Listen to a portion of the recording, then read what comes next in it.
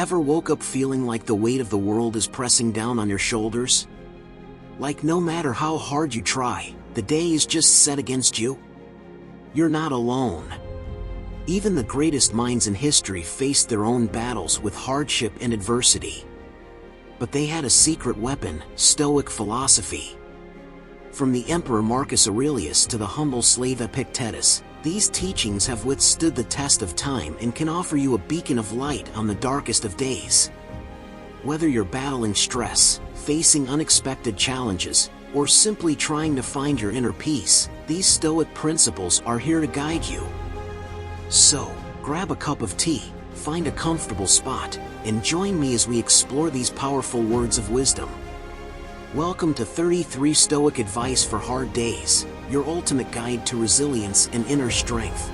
Number 1. Visualize your ideal self.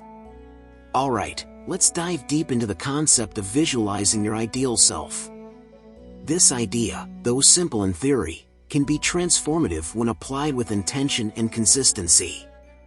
So, let's unpack it in a way that's both engaging and relatable. Imagine this: you're standing at the edge of a cliff, looking out at a vast, open sea. The horizon is endless, just like your potential. Now, think about who you want to be. Not who society says you should be, not who your parents want you to be, but who you, deep down in your core, desire to become. This is your ideal self. Your ideal self isn't some static, unchanging figure. It's dynamic, ever-evolving, much like the waves crashing against that cliff. It's important to start by painting a vivid mental picture of this person. Close your eyes and visualize. See yourself with all the traits, habits, and qualities you admire. Are you more disciplined? Patient? Kind? Do you handle stress with a calm, collected demeanor? Picture every detail, down to the way you smile at strangers or the confidence in your stride. Visualization isn't just daydreaming. It's a powerful tool that athletes, performers, and successful individuals use regularly. Why? Because our minds are incredibly potent. When you consistently visualize your ideal self, you're essentially training your brain to recognize and seek out opportunities to become that person. Let's take it a step further. Visualization needs to be vivid and multisensory. It's not just about seeing yourself in your mind's eye, it's about feeling the emotions and sensations associated with being your ideal self. How does it feel to wake up every morning with a sense of purpose? What's the sensation of being in complete alignment with your values and goals? The more details you can conjure up, the more real and attainable this version of you becomes. But don't stop there. Let's make it practical. Break down this ideal version of yourself into actionable steps. If your ideal self is a person who reads every day, start with 10 minutes a day. If there's someone who exercises regularly, begin with a short daily walk. These small, consistent actions build up over time, bringing you closer to the person you envision. Now, here's the kicker: it's crucial to revisit this vision regularly. Life gets busy, distractions are everywhere, and it's easy to lose sight of your goals. Make it a daily ritual. Maybe it's the first thing you do when you wake up or the last thing before you drift off to sleep. Spend a few moments each day reinforcing this mental image. You might be thinking, this sounds great, but what about the challenges? What about the days when I don't feel like it? That's where the Stoic principle of focusing on what you can control comes into play. You can't always control external circumstances, but you can control your effort and attitude. On tough days, remind yourself why this ideal matters to you. Reflect on the benefits you've already started to notice. Every step, no matter how small, is progress. Here's a little tip: keep a journal. Write about your visualizations, your progress, and even your setbacks. There's something powerful about putting thoughts into words. It not only reinforces your commitment but also provides a tangible record of your journey. On days when you're feeling discouraged, Looking back at how far you've come can be incredibly motivating. And let's not forget the power of gratitude. As you visualize your ideal self, also take a moment to appreciate who you are right now and the progress you've made so far. Gratitude creates a positive mindset, making it easier to stay committed to your vision. So, next time you find yourself caught up in comparison or distracted by what others are doing, pause. Close your eyes, take a deep breath, and bring your focus back to that mental image of your ideal self. Remember, this journey is uniquely yours. It's not about perfection, it's about progress and becoming the best version of yourself, one step at a time. In conclusion, visualizing your ideal self is like setting your internal compass. It gives you direction, purpose, and a sense of control over your personal growth.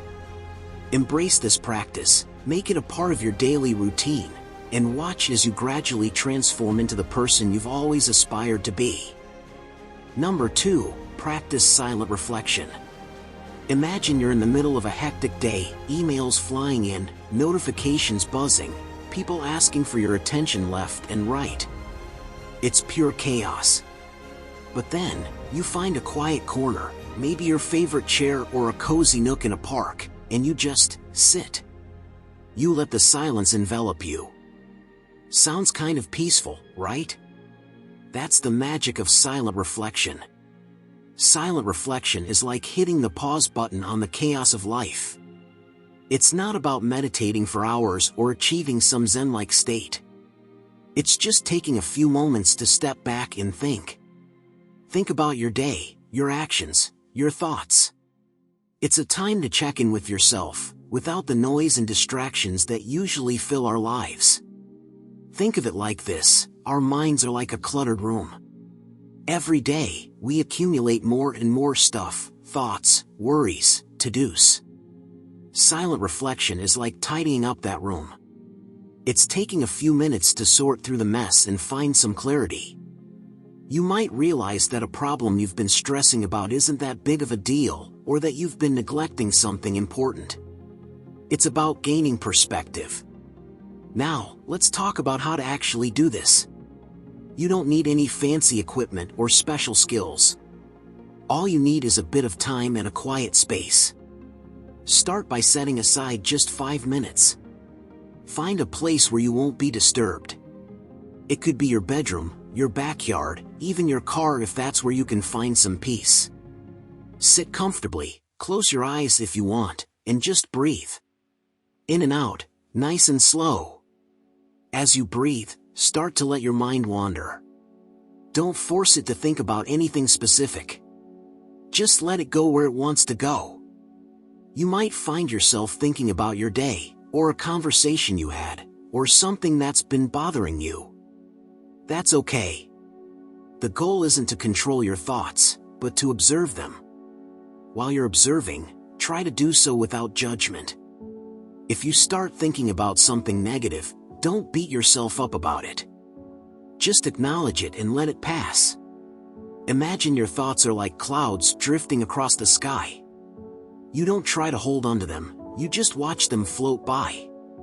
Now, I know what some of you might be thinking: I don't have time for this. But here's the thing: silent reflection doesn't have to be a big time commitment. Even just a few minutes a day can make a huge difference. It's like a mental reset button.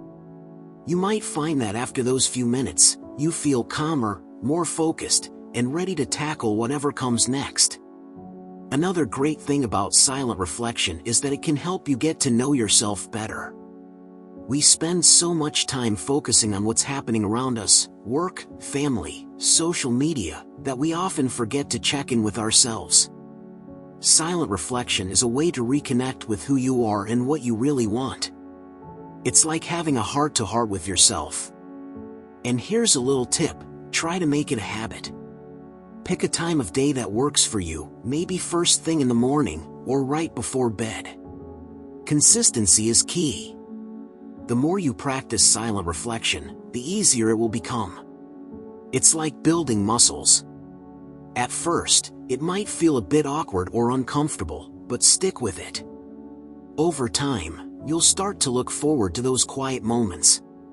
You might also find that silent reflection helps you deal with stress and anxiety. When you take a few minutes to sit quietly and just breathe, it can help calm your mind and body. It's a way to step back from the hustle and bustle of life and find a bit of peace. And who couldn't use a bit more peace, right? So, give it a try. Find a quiet spot, take a few deep breaths, and just be. Let your mind wander, observe your thoughts, and see what comes up. You might be surprised at what you discover. Silent reflection is a simple but powerful tool. It's a way to reconnect with yourself, gain some clarity, and find a bit of peace in a busy world. And remember, it's not about being perfect or achieving some kind of enlightenment. It's just about taking a few moments to pause, breathe, and reflect. And that's something we all can do. Number 3, create a personal philosophy. Creating a personal philosophy is a foundational practice in Stoicism that can profoundly impact your life. It's about developing a set of guiding principles that help you navigate the complexities of the world, maintain inner peace, and stay true to your values. This process involves deep introspection, self-awareness, and a commitment to continuous self-improvement. To begin, reflect on your core values. These values are the fundamental beliefs that drive your actions and decisions. To uncover them, ask yourself what principles are most important to you, what kind of person you aspire to be, and how you want to be remembered. Spend time reflecting on these questions and write down your thoughts. Common values might include integrity, honesty, kindness, perseverance, and wisdom. Recognizing these values provides a solid foundation for your personal philosophy. Understanding your purpose is also essential.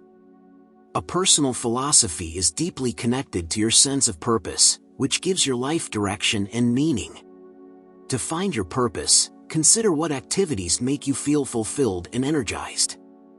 Think about the contributions you want to make to the world and the legacy you wish to leave behind.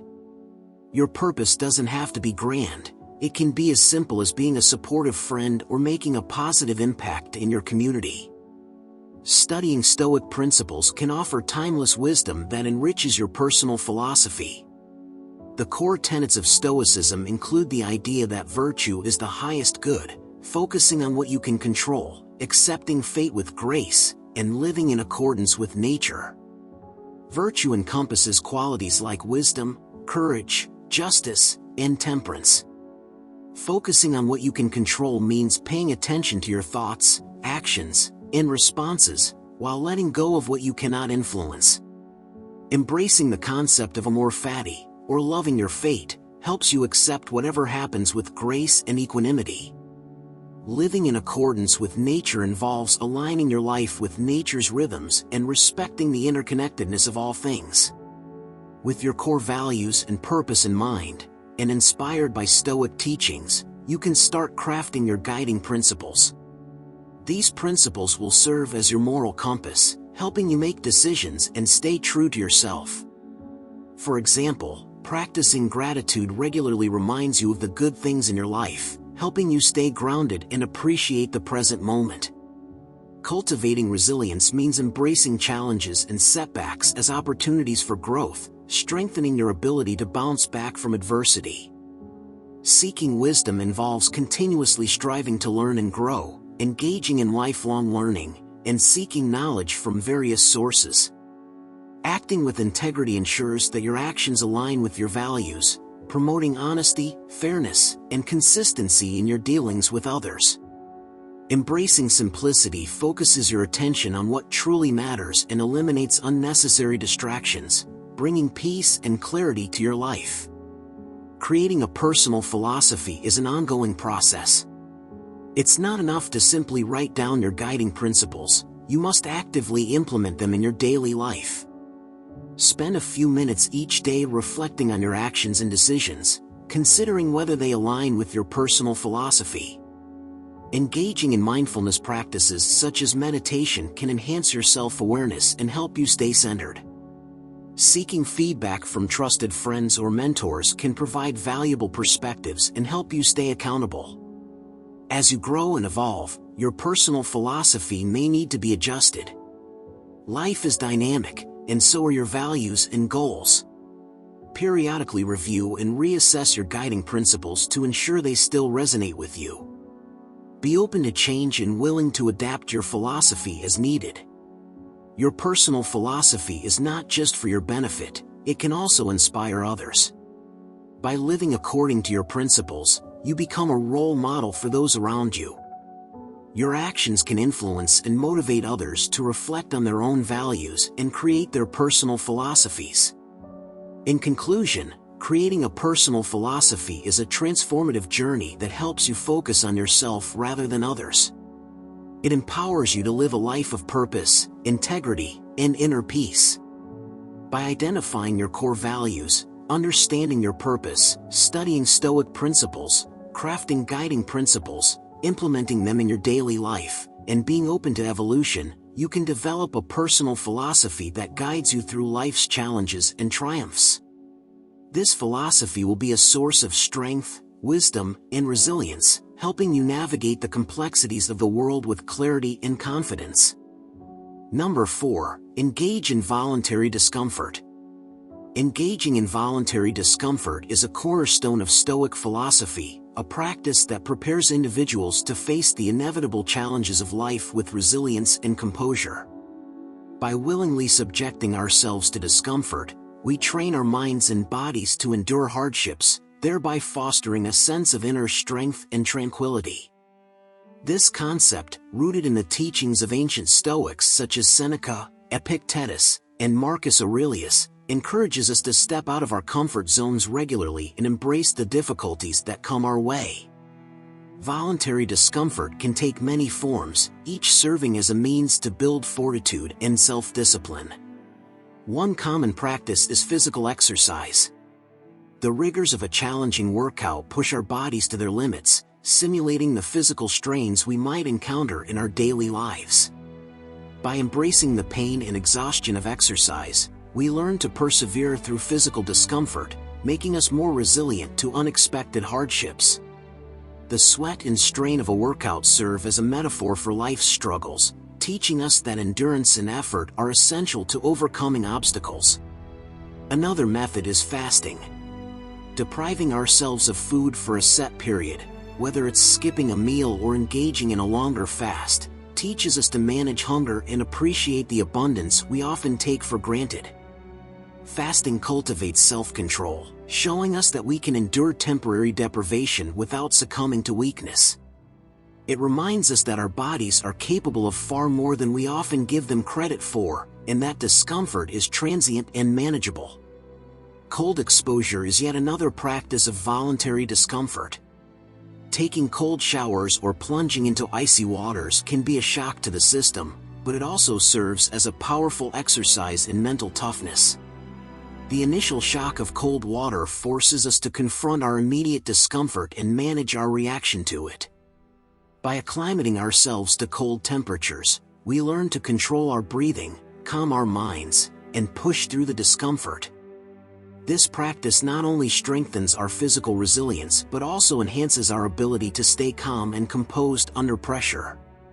Beyond physical practices, voluntary discomfort can also be applied to our mental and emotional lives. Challenging ourselves to confront our fears and anxieties head-on is a powerful form of self-imposed discomfort. Whether it's public speaking, tackling a difficult project, or having a tough conversation, facing these challenges helps us build confidence and emotional strength. By deliberately putting ourselves in uncomfortable situations, we learn to manage stress and anxiety, ultimately reducing their impact on our lives. Living with less is another way to engage in voluntary discomfort. Simplifying our lives by reducing our possessions and living more frugally teaches us to detach from material wealth and find contentment in simplicity. This practice, often referred to as minimalism, aligns with Stoic principles by encouraging us to focus on what truly matters. By willingly giving up luxuries and excess, We cultivate a sense of gratitude for what we have and develop the ability to thrive with less. Engaging in voluntary discomfort also involves practicing self-discipline in our daily habits. This might include adhering to a strict schedule, setting and maintaining high standards for ourselves, or committing to personal goals despite obstacles. Self-discipline is the backbone of Stoic practice, as it enables us to maintain control over our actions and reactions. By consistently challenging ourselves to stay disciplined, we build the mental fortitude needed to face life's uncertainties with grace and determination. The benefits of voluntary discomfort extend beyond personal growth. They also enhance our interactions with others. When we cultivate inner strength and resilience, we become more reliable and supportive friends, family members, and colleagues. Our ability to remain calm and composed in the face of adversity sets an example for those around us, inspiring them to adopt similar practices. Moreover, by experiencing discomfort ourselves, we develop greater empathy and understanding for others' struggles, fostering deeper connections and more compassionate relationships. Voluntary discomfort is not about seeking pain for its own sake, but rather about embracing challenges as opportunities for growth. It is a proactive approach to life's difficulties, teaching us to view adversity as a teacher rather than an enemy. By regularly stepping outside our comfort zones, we prepare ourselves to handle whatever life throws our way with resilience and equanimity. This practice aligns with the core tenets of Stoicism, reminding us that true strength comes from within and that the path to tranquility is paved with perseverance and self-discipline. Incorporating voluntary discomfort into our lives is a powerful way to cultivate the Stoic virtues of courage, wisdom, temperance, and justice.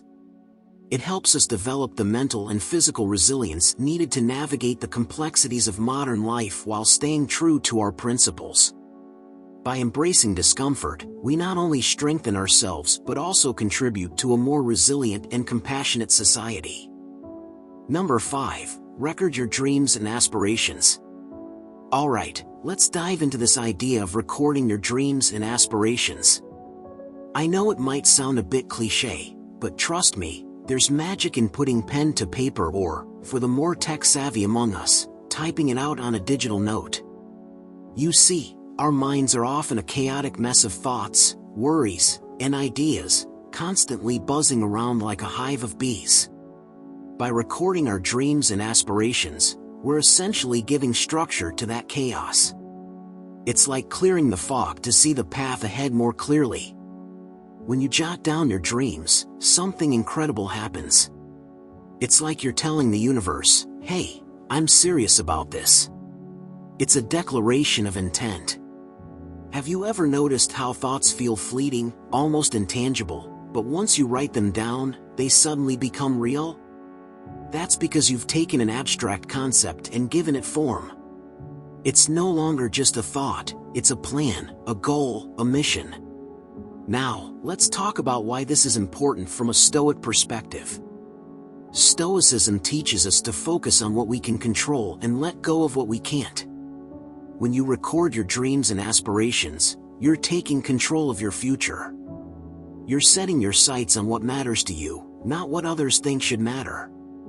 This is your journey, your path. And having a clear map makes all the difference. Imagine you're embarking on a long road trip. Would you rather have a map, or would you prefer wandering aimlessly, hoping you'll somehow reach your destination? Recording your dreams is like having that map. It gives you direction and purpose. And here's the kicker, it's okay if your dreams change along the way. Life is fluid, and so are our aspirations. The key is to keep revisiting and refining them. Let's make this a bit more personal. Think about a time when you had a dream, but it felt too big, too far out of reach. Maybe it was starting a new business, writing a book, or even traveling the world. These dreams can seem daunting when they're just floating around in your head. But when you break them down into smaller, manageable goals, they suddenly feel achievable. Write down the steps you need to take, no matter how small they seem. Each step is progress, and progress is what keeps us moving forward. Here's a tip: don't just record your dreams, but also why they matter to you. What's the underlying motivation? Is it financial freedom, creative fulfillment, a desire to help others? Understanding your why gives your dreams more depth and meaning. It's like adding color to a black and white sketch. And let's not forget the power of visualization. When you write down your dreams, take a moment to close your eyes and visualize achieving them. Feel the emotions, the excitement, the satisfaction. This mental rehearsal can be incredibly motivating. It's like giving your brain a sneak peek of what's to come, and it loves that. But hey, let's be real for a second. There will be days when you feel like you're getting nowhere. Your dreams might seem impossible, and doubt will creep in. That's when you need to revisit your recordings. Look at how far you've come, the progress you've made, even if it's just a small step. Celebrate those little victories because they add up. You know what else helps? Sharing your dreams with someone you trust. It could be a friend, a mentor, or even an online community. Sharing makes it more real and holds you accountable. Plus, you might get some valuable feedback and encouragement along the way. So, grab that journal, open that app, and start recording your dreams and aspirations today. Make it a habit. Reflect on them regularly, tweak them as needed, and watch how your focus shifts from what others are doing to what you're creating for yourself. This is your life, your story. Make it a good one. In the grand scheme of things, our time here is limited. Why spend it chasing someone else's dreams when you have your own waiting to be realized? Stay true to yourself, stay focused, and keep moving forward. The journey might be long, but it's yours, and that's what makes it beautiful. Number 6, develop self-discipline. Developing self-discipline is like planting a seed that, with care and patience, grows into a sturdy, resilient tree. It's not about strict rules or harsh restrictions, but about nurturing habits that help you flourish. Let's break it down in a way that's more like a friendly chat than a lecture. First off, think about self-discipline as a muscle. The more you exercise it, the stronger it gets. But hey, just like you wouldn't lift the heaviest weights on your first day at the gym, you don't need to make massive changes overnight. Start small. Pick one area of your life where you feel a bit out of control. Maybe it's snacking, or perhaps it's spending too much time on social media. Whatever it is, make a tiny, manageable change. Instead of cutting out snacks entirely, swap that bag of chips for some fruit a couple of times a week. Instead of banning social media, set a timer for how long you'll scroll each day. Small wins build confidence and momentum. Now, here's where it gets interesting. Developing self-discipline isn't about denying yourself pleasure or turning into a robot. It's more about creating a balance where you're in control, not your impulses. Imagine you're driving a car. Without self-discipline, it's like letting go of the steering wheel and hoping you don't crash. With self-discipline, you're hands-on, navigating the twists and turns with a clear direction. Let's talk about the role of routines. Routines can seem boring, but they're actually your best friend in the journey to self-discipline. Establishing a routine means making decisions in advance, which frees up mental space for more important things. For instance, if you decide to exercise every morning, you don't waste energy each day debating whether to work out or not. It's just part of your routine. But don't get too rigid. Leave some room for flexibility because life is unpredictable. Think of your routine as a guideline, not a prison. Another biggie is self-awareness. You've got to know yourself, your triggers, your weaknesses, and your strengths. Self-discipline isn't one-size-fits-all. Maybe you're more productive in the morning, or perhaps you hit your stride in the evening. Tailor your habits to fit your personal rhythm. If you know you're likely to skip your evening workout, plan for a morning session instead. Understanding your own patterns can help you set realistic and achievable goals. Now, let's talk about the infamous inner critic. Developing self-discipline doesn't mean you'll never slip up. You will. And that's okay. The key is how you respond to those slip-ups. Instead of beating yourself up, treat yourself with the same kindness you'd offer a friend. Slip-ups are part of the process. Reflect on what went wrong and how you can do better next time. It's about progress, not perfection. Remember, rewards are a crucial part of building self-discipline. Celebrate your victories, no matter how small. Did you stick to your new habit for a week? Treat yourself to something special, whether it's a nice meal, a new book, or simply a relaxing evening off. Rewards reinforce positive behavior and make the whole process more enjoyable. It's also super helpful to find a role model or mentor. Look for someone who embodies the level of self-discipline you aspire to. This could be a historical figure, a public personality, or someone in your life. Learn from their habits and mindset. Sometimes, seeing what's possible through someone else's journey can be incredibly motivating. Lastly, keep the bigger picture in mind. Self-discipline is a tool that helps you achieve your goals and live a more fulfilling life. It's not an end in itself, but a means to create the life you want.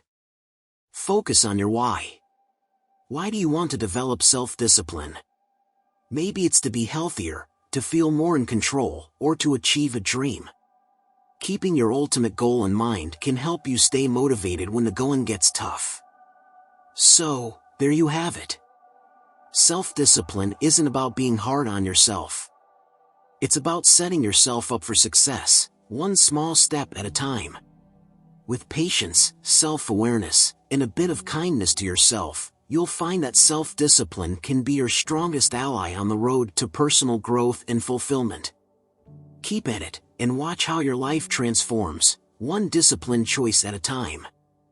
Number 7, set boundaries on your time. Time, as the Stoics say, is our most precious resource. Once spent, it's gone forever. So, how do we make sure we're using it wisely? One way is by setting boundaries on our time. Let's break this down in a more relaxed and conversational way, shall we? Picture this: you've got a day off, and you've planned to spend it on activities that matter to you. Maybe it's reading a book you've been dying to dive into, working on a personal project, or simply enjoying some much-needed rest. But then, out of the blue, a friend calls you up asking for a favor, or your coworker pings you with a non-urgent work query. Before you know it, your day is hijacked, and your plans are out the window. Sound familiar? Setting boundaries on your time is about reclaiming control over your schedule and making sure your precious hours aren't constantly being taken up by other people's priorities. It's not about being selfish, it's about being mindful of how you invest your time. And guess what? It's totally okay to say no. Imagine your time as a bank account. Every minute is like $1. Would you let just anyone walk up and take your money without a second thought? Of course not. So why let them take your time? First things first, get clear on what truly matters to you. This is a cornerstone of Stoic philosophy. What are your core values? What activities bring you joy and fulfillment?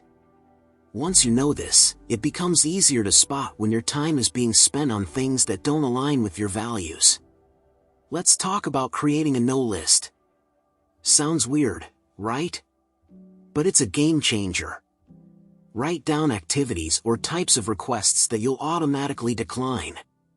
For example, if you're committed to writing a book, you might decide to say no to social events that don't directly support this goal. Or maybe you decide to limit the number of favors you do for friends each week. Now, it's not just about saying no, it's about doing it gracefully. You don't have to be abrupt or rude. A simple, "I'd love to help, but I've got other commitments right now," works wonders. People will respect your honesty and your time. Remember, it's also about training yourself to respect your own time. This means setting specific hours for work, for relaxation, and for personal projects, and sticking to them. No more checking work emails during family dinners or staying up late to help a friend move if it means compromising your well-being. Let's not forget about digital boundaries. In this age of constant connectivity, it's easy to get sucked into the endless vortex of notifications, messages, and emails. Schedule specific times to check your messages instead of responding instantly. Trust me, the world won't end if you don't reply right away. Turn off unnecessary notifications and create a digital environment that supports your focus. Speaking of focus, the Pomodoro technique can be a real lifesaver. Work in focused sprints of 25 minutes, then take a 5-minute break. After 4 cycles, take a longer break. This method not only boosts productivity but also helps you stick to your boundaries by breaking your work into manageable chunks. Also, enlist some accountability. Share your boundaries with a friend or family member who can help keep you on track. Sometimes just knowing someone else is aware of your goals can be enough to keep you honest with yourself. Lastly, don't be too hard on yourself. Setting and maintaining boundaries is a skill that takes practice. There will be times when you slip up, and that's okay. Reflect on what happened, learn from it, and get back on track. In the end, setting boundaries on your time is about creating a life that's true to your values and goals. It's about making sure that your time is spent on what matters most to you. And that's a pretty stoic way to live, don't you think? Number 8. Challenge your assumptions regularly. Challenging your assumptions regularly is a key point in focusing on yourself rather than others, and it's a crucial element of Stoic philosophy.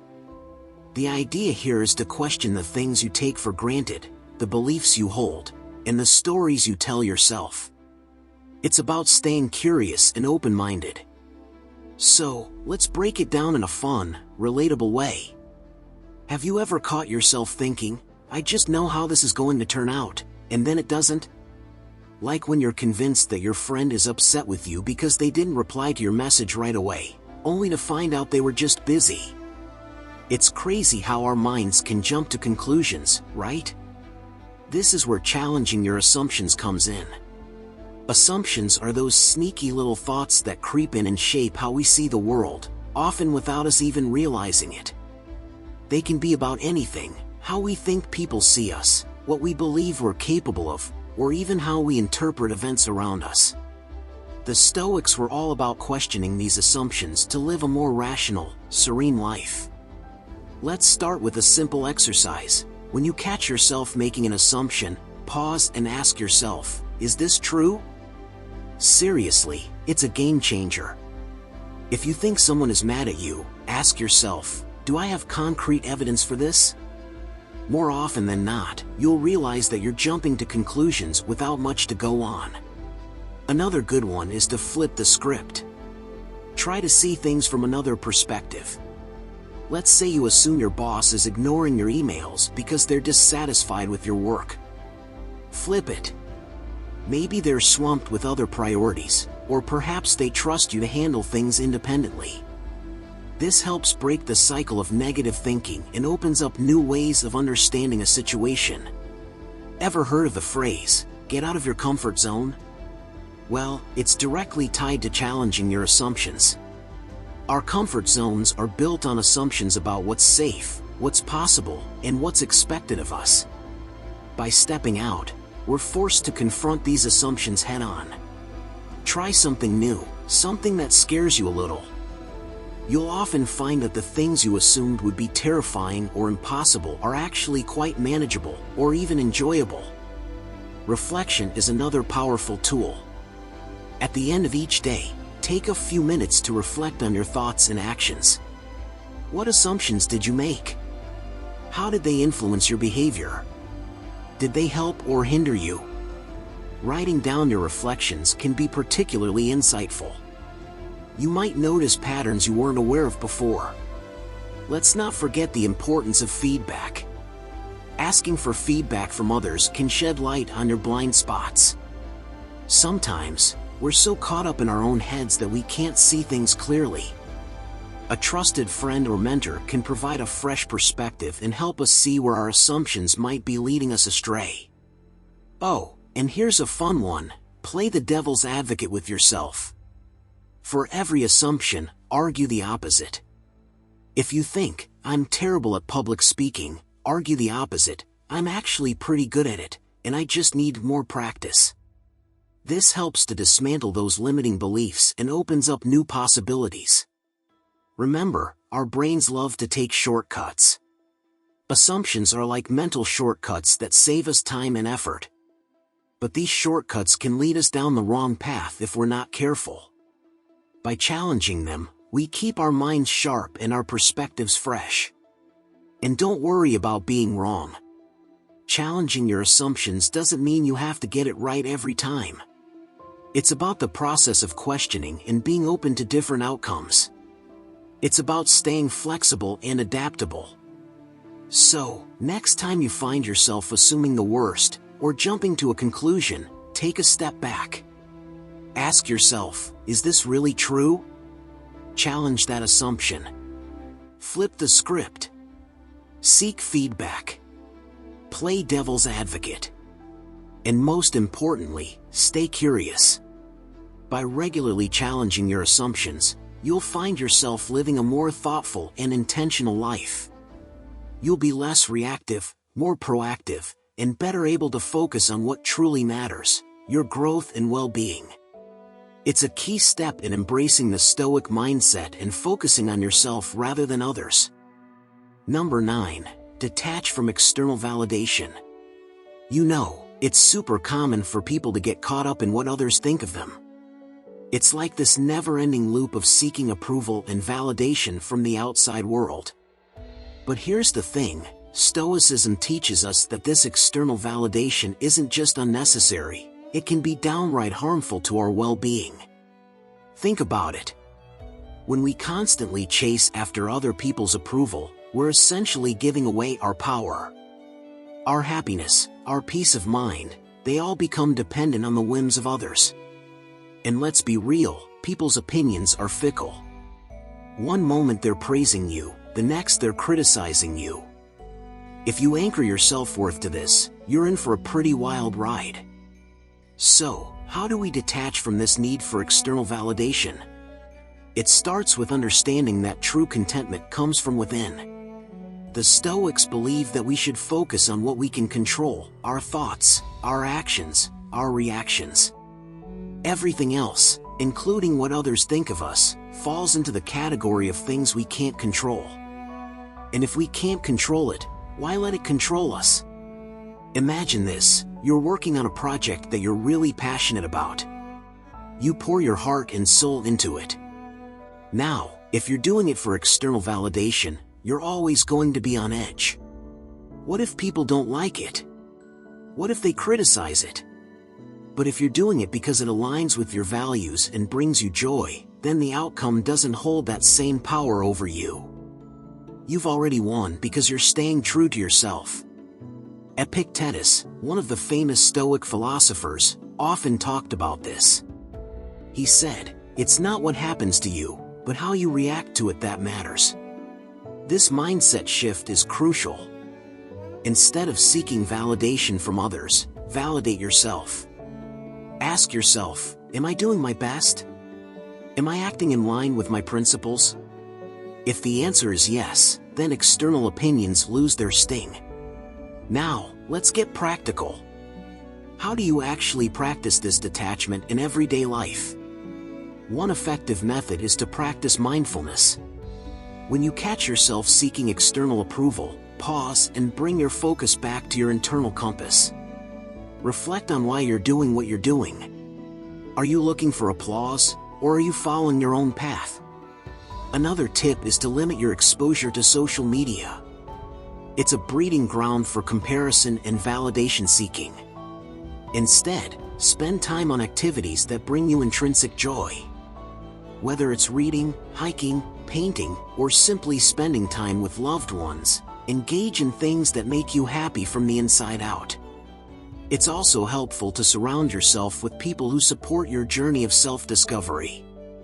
Friends who encourage you to be your authentic self, who appreciate you for who you are, not just for your achievements or how well you fit into a certain mold. Remember, detaching from external validation doesn't mean you become indifferent to others or their feelings.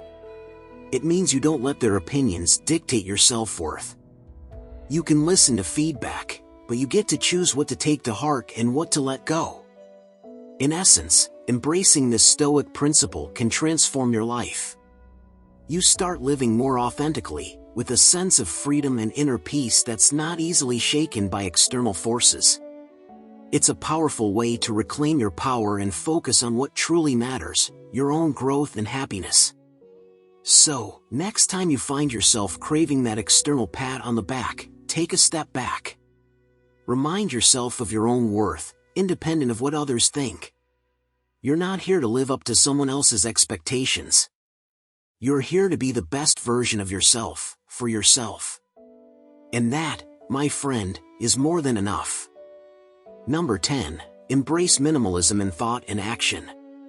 You see, minimalism isn't just about having a sleek, clutter-free home with only the essentials. It's a way of life that cuts through the noise and helps us focus on what truly matters. When we apply this to our thoughts and actions, the results can be pretty amazing. Picture this: your mind is like a garden. If you let every weed, every unnecessary thought, grow wild, it becomes chaotic and overwhelming. But if you tend to it carefully, pulling out the weeds and focusing on the beautiful flowers and plants, it becomes a serene, productive space. That's what minimalism does for your mind. First off, let's get into the nitty-gritty of minimalistic thinking. Our brains are constantly bombarded with information, social media updates, news, gossip, worries about the future, regrets about the past. It's a lot. To embrace minimalism in thought, start by filtering out the unnecessary. Ask yourself, is this thought serving me? Is it helping me grow or making me anxious? If it's the latter, it's time to let it go. Imagine how much mental space you'd free up by not worrying about what your colleague thinks of your new haircut or dwelling on that awkward thing you said 5 years ago. Now, here's a little exercise for you. Try a mental declutter. Sit down, close your eyes, and let your thoughts flow.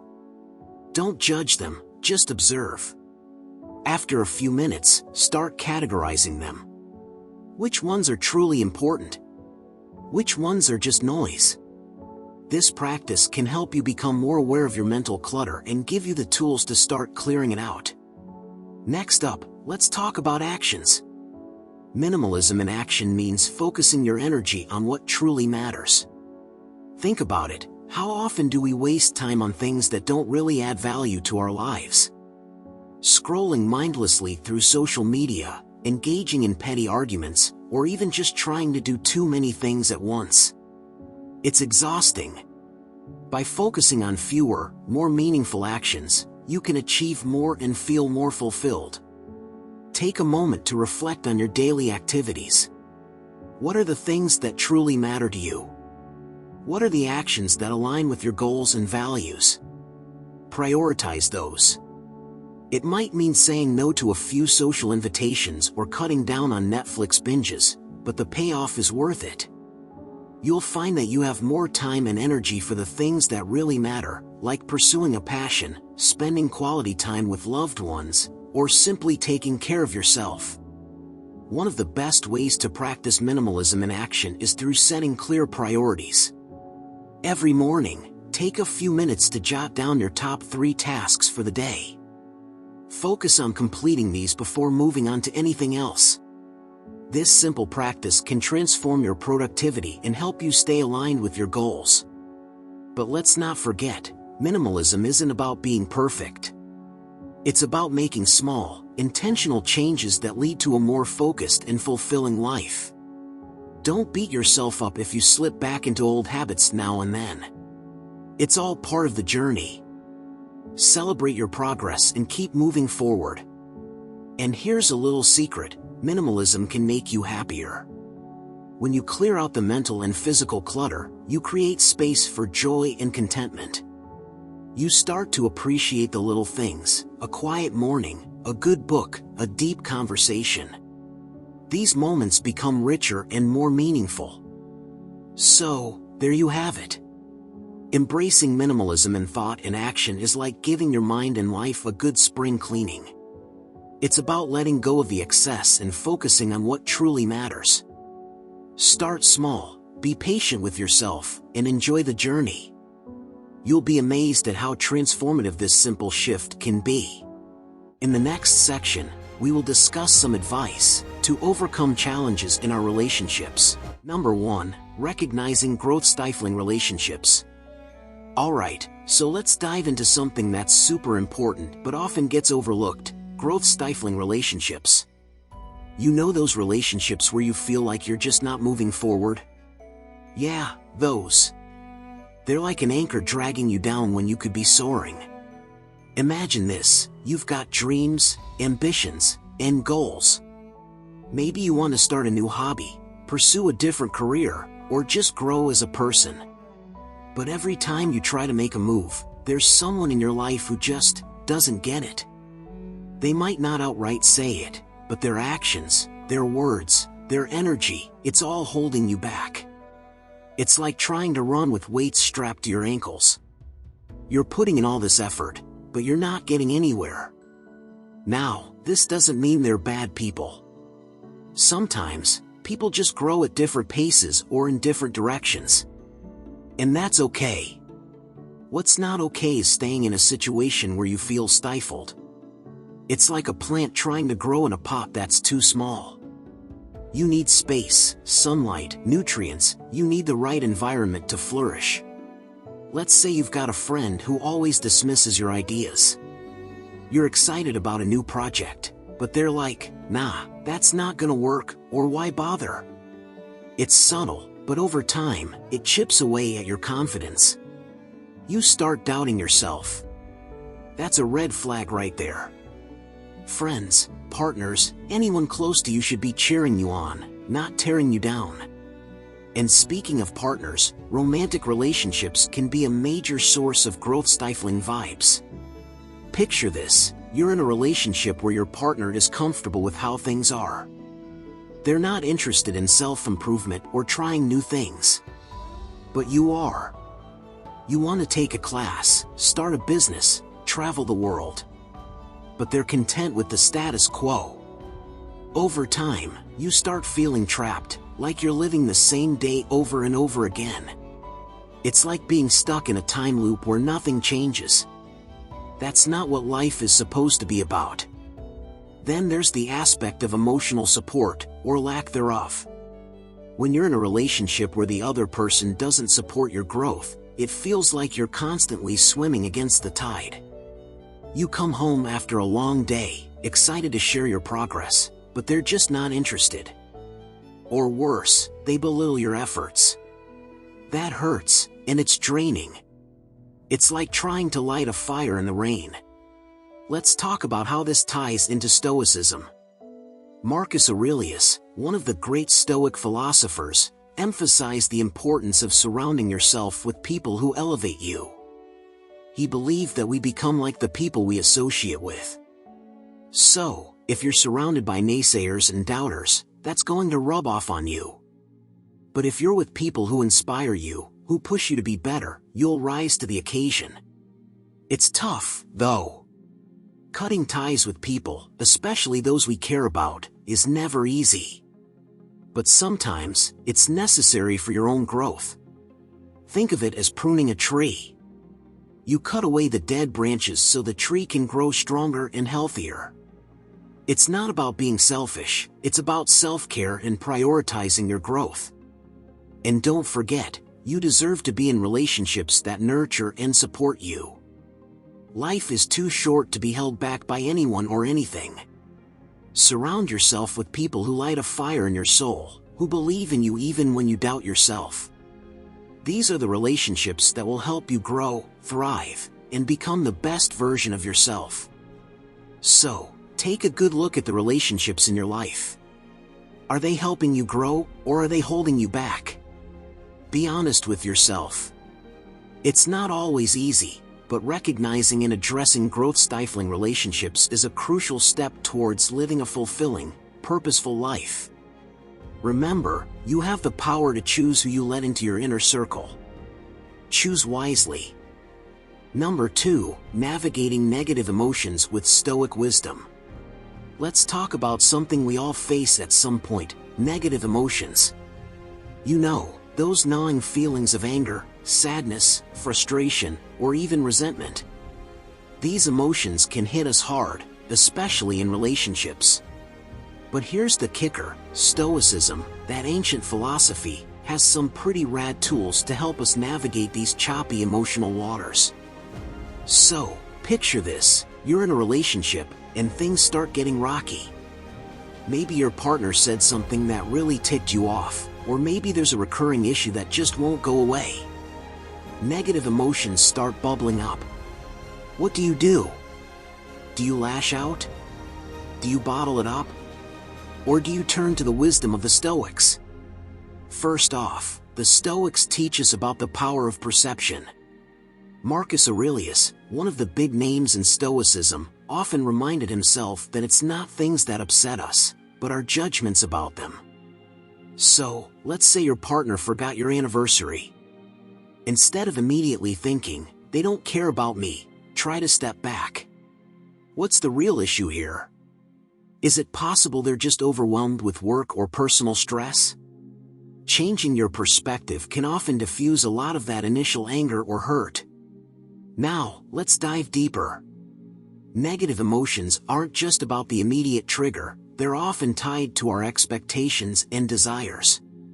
Epictetus, another Stoic sage, said, "It's not what happens to you, but how you react to it that matters." If you expect your partner to always be perfect and to always meet your needs exactly when and how you want, you're setting yourself up for disappointment. Adjusting your expectations can be a game changer. No one is perfect, and recognizing that can help you respond more calmly and rationally when things go wrong.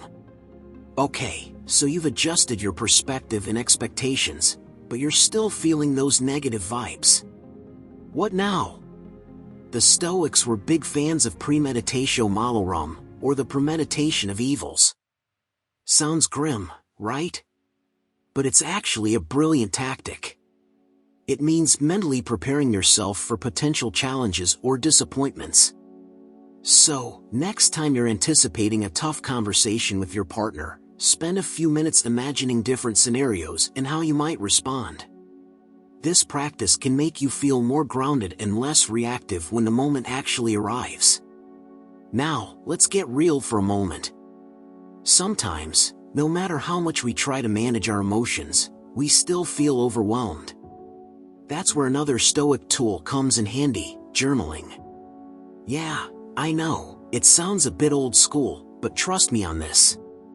Writing down your thoughts and feelings can help you process them. It's like having a conversation with yourself. You can ask yourself why you're feeling a certain way, what triggered it, and how you might deal with it more effectively next time. But what if, after all this reflection and effort, the negative emotions just won't go away? Well, here's a tough pill to swallow. Maybe it's a sign that the relationship isn't right for you. The Stoics were all about living in accordance with nature, which includes recognizing when something, or someone, is not a good fit. If a relationship consistently brings out more negativity than positivity, it might be time to seriously consider whether it's worth continuing. Remember, ending a relationship doesn't mean you failed. It's actually an act of courage and wisdom to recognize when something is no longer serving your well-being. Seneca, another Stoic philosopher, would argue that staying in a toxic relationship is a far greater failure than choosing to walk away. So, in summary, use the wisdom of the Stoics to navigate those negative emotions. Shift your perspective, adjust your expectations, prepare for challenges, journal your feelings, and know when it's time to let go. It's not always easy, but it's about making choices that lead to a more balanced and fulfilling life. Number 3. The dangers of manipulation and control. Next, let's discuss something super important: manipulation and control in relationships. We've all heard about it, maybe even experienced it, but it's crucial to understand why it's such a big red flag. So, grab your coffee or tea, and let's dive into this together. First off, manipulation in any relationship is like a sneaky little thief. It quietly sneaks in and starts stealing your joy, your confidence, and even your sense of self. Imagine you're with someone who constantly tries to twist situations to their advantage, always making you feel like the bad guy. They might use guilt trips, silent treatment, or even play the victim card to get what they want. It's exhausting, right? It's like walking on eggshells all the time, never knowing when the next trap will spring. This kind of behavior is not just toxic, it's downright harmful. Now, let's talk about control. Control in a relationship is like being in a beautiful garden but being told which flowers you can admire and which ones you can't. At first, it might seem like they just care about you. They want to know where you are, who you're with, what you're doing. But soon enough, it becomes suffocating. They start making decisions for you, telling you what to wear, who to hang out with, and how to live your life. It's like having a shadow that never leaves you alone. And trust me, that's no way to live. What's worse is that manipulation and control often come wrapped in the disguise of love and care. "I only want what's best for you," they say. But let's be real here, true love and care are about respect and freedom, not control and manipulation. When someone truly loves you, they want to see you flourish, not diminish. They celebrate your independence and your choices. They trust you and give you space to be yourself. One of the sneakiest tactics manipulators use is gaslighting. This is when they make you doubt your reality. You might bring up something that upset you, and they'll twist it around, making you feel like you're overreacting or even imagining things that never happened, or "you're too sensitive," are their favorite lines. Over time, this can seriously mess with your mind. You start questioning your own judgment, and before you know it, you've lost your sense of reality. So, how do you spot these red flags? Pay attention to how you feel. Do you often feel confused, anxious, or like you're walking on eggshells? Do you find yourself constantly apologizing, even when you haven't done anything wrong? Are you losing touch with your friends and family because your partner doesn't approve of them? These are all signs that something's not right. Remember, a healthy relationship should feel like a partnership, not a dictatorship. It's about mutual respect, trust, and understanding. Both partners should feel free to express themselves without fear of judgment or retribution. If you feel like you're losing yourself in the relationship, it's a major sign that you need to step back and reassess. Let's be honest, ending a relationship is never easy. It can be scary and painful, especially if you've invested a lot of time and emotion into it. But staying in a relationship where you're being manipulated or controlled is far worse. It chips away at your self-esteem, your happiness, and your overall well-being. In the end, you deserve to be with someone who respects you for who you are, who values your opinions and supports your dreams. Don't settle for less. Life is too short to spend it with someone who doesn't see your worth. Trust your instincts and have the courage to walk away from anything or anyone that doesn't make you feel valued and loved. So, take a deep breath, trust yourself, and know that you deserve better. It's time to take control of your life and your happiness. You've got this. Number 4, identifying harmful relationship dynamics. One of the most crucial aspects of any relationship is recognizing toxic dynamics. It's like being able to tell when your car is making a weird noise. You know something's off, but pinpointing it can be tricky. So, let's break it down in a way that's easy to digest. First off, ever get that feeling in your gut that something just isn't right? Trust that feeling. When you're in a relationship where you constantly feel uneasy or on edge, it's a massive red flag. It's like your body's internal alarm system going off. You shouldn't have to second-guess yourself all the time. Your relationship should be a source of comfort, not anxiety. Now, let's talk about the blame game. If you find that every disagreement ends with you being the scapegoat, it's time to take a step back. A healthy relationship is about sharing responsibility, not finger-pointing. If your partner is always deflecting blame onto you, it's a sign of deeper issues. It's like being in a boat where only one person is rowing and the other is poking holes in the bottom. Eventually, you're going to sink. Communication is another biggie. Picture this, you're talking, but it feels like you're speaking different languages. Misunderstandings are normal, but if your conversations consistently leave you feeling unheard or invalidated, that's a serious problem. It's as if you're talking to a brick wall, and that wall isn't interested in your feelings or thoughts. Then there's the issue of control. Ever feel like your partner is more like a parent than an equal? If they're constantly trying to dictate your actions, choices, or even thoughts, it's a clear sign of a toxic dynamic.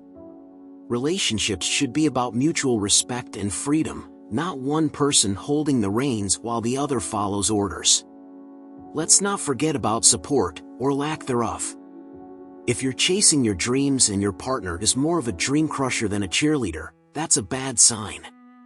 You deserve someone who celebrates your victories, not someone who constantly finds flaws in your aspirations. It's like having a plant and instead of watering it, they're dumping salt on it. Emotional manipulation is another sneaky culprit. This can come in the form of guilt-tripping, gaslighting, or playing the victim. If your partner makes you feel like you're always the villain in their story, it's time to reevaluate. Healthy relationships should lift you up, not tear you down. It's like playing a game where the rules are constantly changing to keep you losing. And how about consistency? One day they're all in, and the next day they're cold as ice. This roller coaster of emotions can leave you feeling dizzy and unsure of where you stand. It's exhausting to constantly wonder if today's going to be a good day or a bad day. Consistency is key. You should feel secure and know what to expect. Now, let's get real about growth. In any good relationship, both people should be growing together. If you feel stunted, like you're the same person you were when you started, or worse, you're going backward, it's a sign something's wrong. Your partner should inspire you to be your best self, not hold you back. One more thing, reciprocity. Relationships are a two-way street. If you're always the one giving, whether it's time, effort, or emotional energy, and getting little to nothing in return, it's time to take stock. It's like a bank account. If you keep making withdrawals without deposits, you'll end up bankrupt. Finally, trust your instincts. If you're reading this and nodding along, thinking, yeah, that sounds like my relationship, then you probably already know what you need to do. Sometimes, the hardest part is just acknowledging that it's time to move on.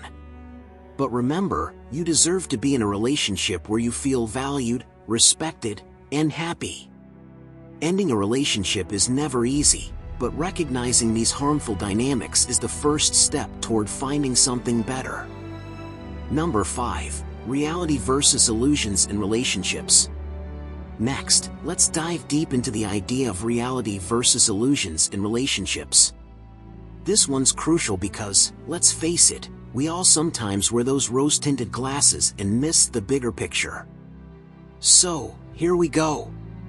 Have you ever found yourself daydreaming about how perfect your relationship is, only to have reality slap you in the face? Yeah, we've all been there. It's like being in a movie where everything is flawless, and then the credits roll, and you realize you're not even in a theater.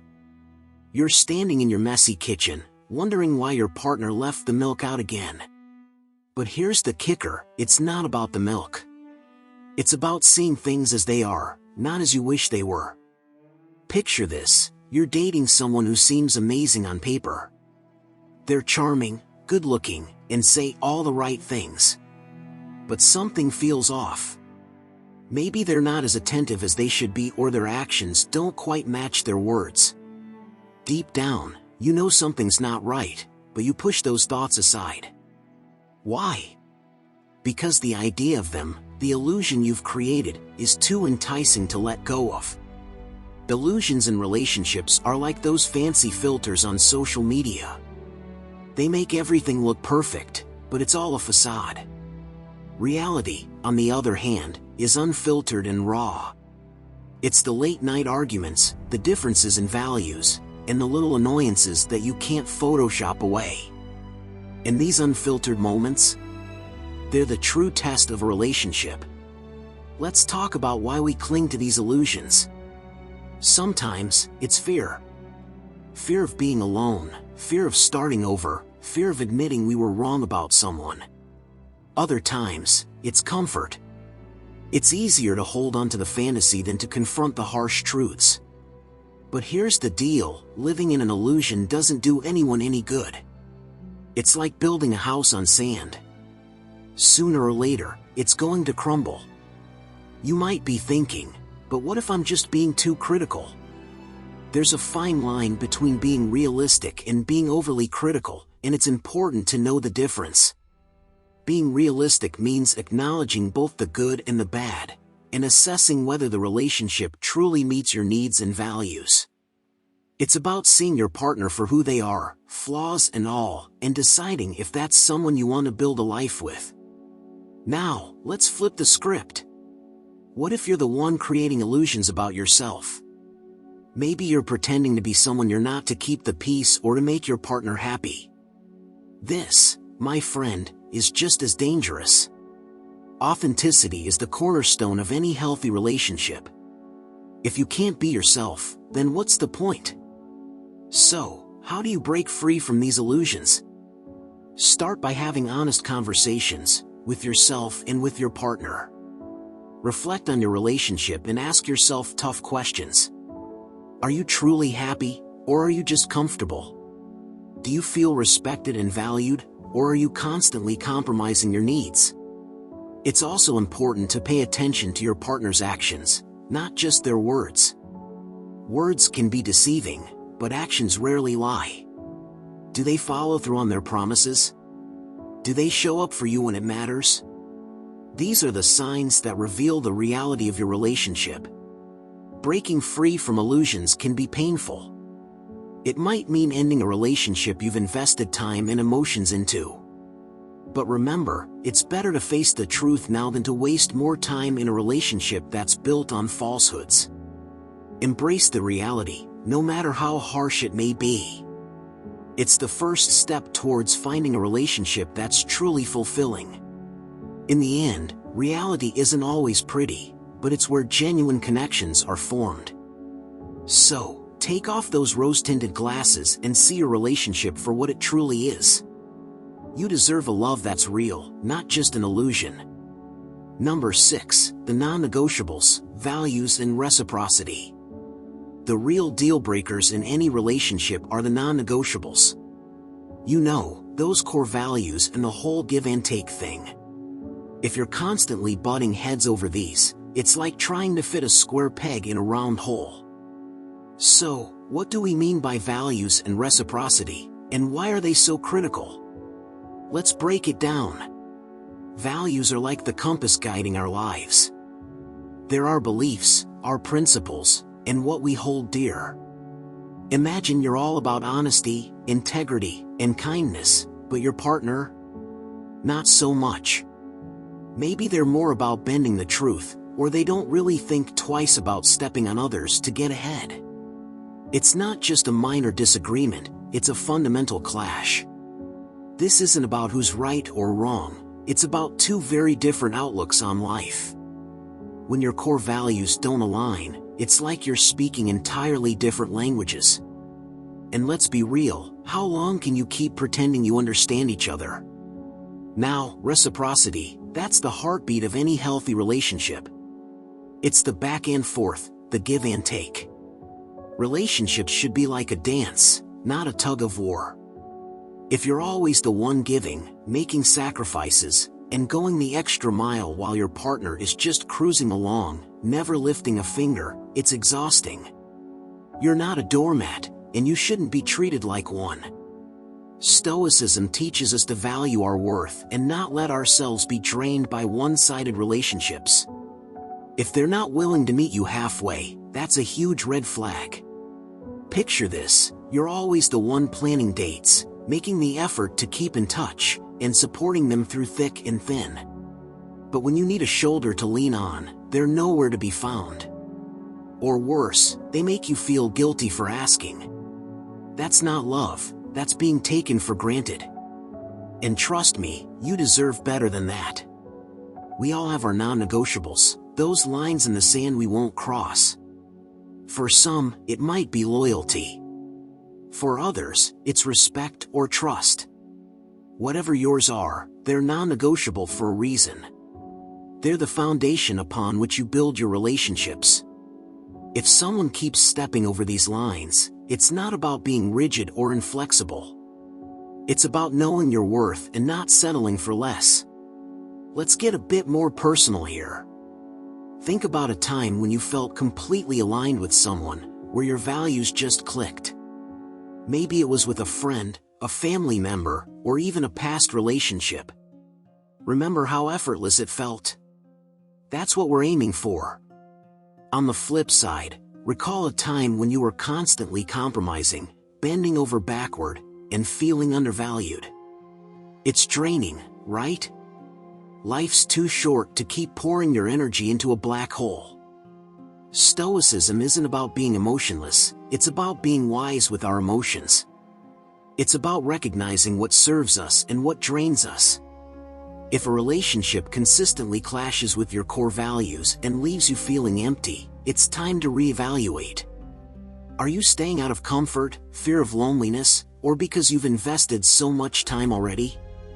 These are tough questions, but they're necessary. Ending a relationship is never easy, but staying in one that doesn't honor who you are is far worse. It's like trying to flourish in toxic soil. You owe it to yourself to be in relationships that uplift you, that are built on mutual respect and shared values. So, take a step back and ask yourself, are my values being honored? Is there a balance in our give and take? If the answer is no, it might be time to move on. Remember, you're not just leaving something behind, you're making space for something better. In the end, it's about living a life true to yourself. Hold on to your non-negotiables, and don't let anyone make you feel guilty for doing so. You deserve a relationship where you feel seen, heard, and valued, one where your values and reciprocity are not just words but a lived reality.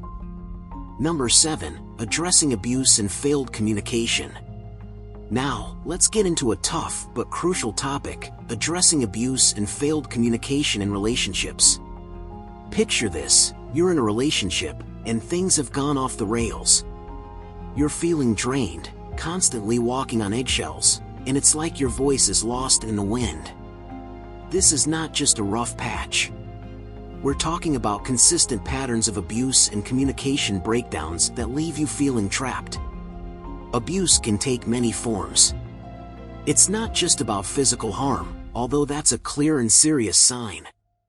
Emotional and psychological abuse can be just as damaging, if not more.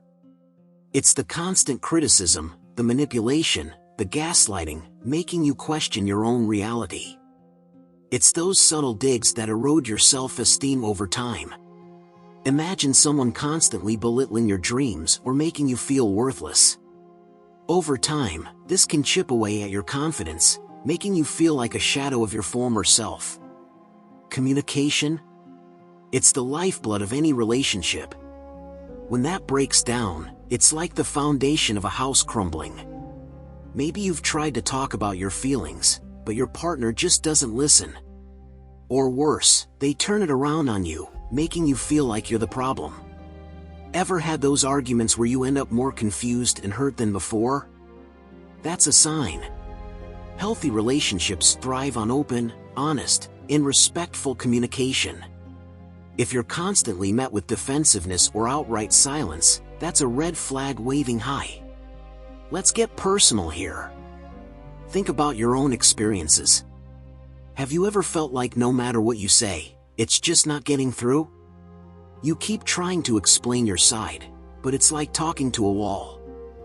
That frustration builds up, and before you know it, you're avoiding conversations altogether because it feels pointless. That's not how it should be. In a healthy relationship, both partners are invested in understanding each other, even when it's tough. Now, let's talk about the aftermath of these interactions. When you're constantly facing abuse or a lack of communication, it leaves scars. Not all wounds are visible. Emotional scars can take a long time to heal, and sometimes, you might not even realize how deep they go until you're out of that toxic environment. You might start doubting yourself, wondering if you're too sensitive or if you're the problem. Newsflash, you're not. Recognizing the abuse and communication breakdown is the first step toward reclaiming your power. Stoicism teaches us to focus on what we can control. You can't change someone else's behavior, but you can decide how to respond to it.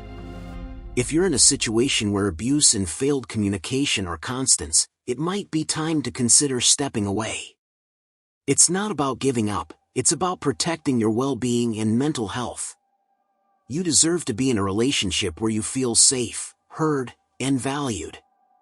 Breaking away from an abusive relationship is never easy. It requires strength, courage, and often a support system. Don't be afraid to reach out to friends, family, or professionals for help. There's no shame in seeking support. Sometimes, an outsider's perspective can be the push you need to make the decision that's best for you. Remember, your happiness and peace of mind are paramount. No relationship is worth sacrificing your self-worth and mental health. If you've identified these patterns of abuse and failed communication, take a step back and reflect. You owe it to yourself to live a life free from constant turmoil and negativity. In the end, it's about choosing yourself. It's about recognizing that you deserve better, a relationship where love, respect, and open communication are the norms, not the exceptions. So, listen to that inner voice, trust your instincts, and take the steps necessary to build the life and relationships you truly deserve. Number 8. Seeking tranquility in connections. Another profound reason why you might need to end a relationship is seeking tranquility. We all crave peace, right? Imagine coming home after a long day, and instead of feeling relaxed, you're bombarded with chaos and stress. It's like walking into a storm when what you need is a gentle breeze. Let's chat about this. First off, let's think about what tranquility means. It's that sweet, serene feeling where everything just feels right. Your mind isn't racing, your heart isn't pounding, and you're not constantly on edge. It's like being on a calm beach with the waves gently lapping at your feet. In relationships, this tranquility is vital. It's about having a space where you can breathe, be yourself, and feel supported. If your relationship feels more like a battlefield than a sanctuary, it might be time to rethink things. Now, let's get real. How many times have you been in a relationship where drama seems to be the main course, with a side of stress? Arguments, misunderstandings, and constant tension can wear you down. It's like having a thorn in your side, always there, always painful. The Stoics believed in seeking peace and harmony within themselves and their surroundings. They'd argue that if someone disrupts your inner peace consistently, it's worth considering a change. Think about this, you're with someone who's always negative. They're complaining about their job, their friends, the weather, you name it. After a while, it starts to drag you down too. Your once sunny outlook on life becomes clouded with their negativity. You start to feel drained, maybe even a bit resentful. This isn't the kind of energy you need in your life. Let's flip the script and talk about those moments when you actually feel at peace in a relationship. Picture this, you've had a tough day. You're exhausted, your boss was on your case, and you're just not feeling it. But when you get home, Your partner is there, ready to listen, to comfort you. They don't add to your stress, they help dissolve it. They're like your personal oasis. This is what a healthy, tranquil relationship should feel like. If your reality is far from this, it's a red flag waving right in your face. You see, tranquility in a relationship isn't just about avoiding fights.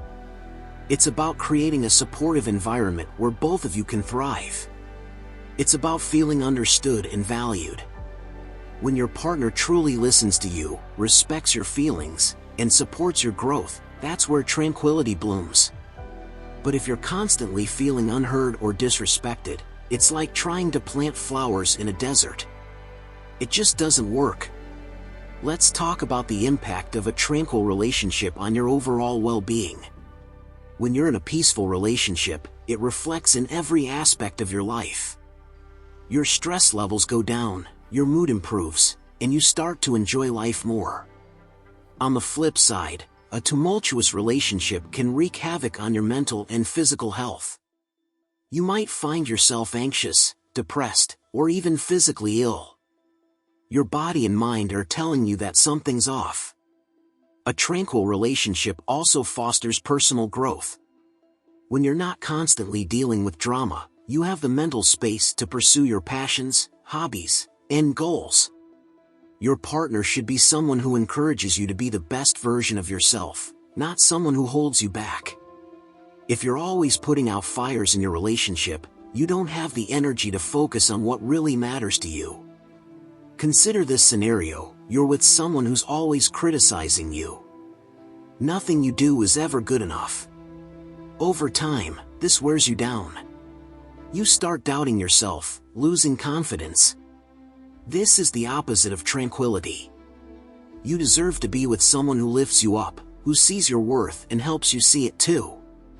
If your relationship feels like a constant struggle for approval, it's a sign that tranquility is missing. Finally, let's not forget the importance of mutual respect. In a tranquil relationship, both partners respect each other's boundaries, feelings, and needs.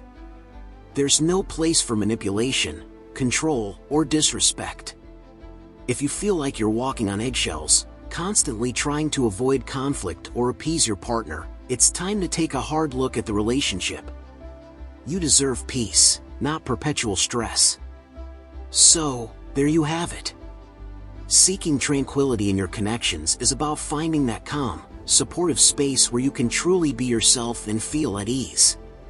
If your relationship is filled with tension, negativity, or constant strife, it might be time to move on. Remember, you deserve peace and happiness. Don't settle for less.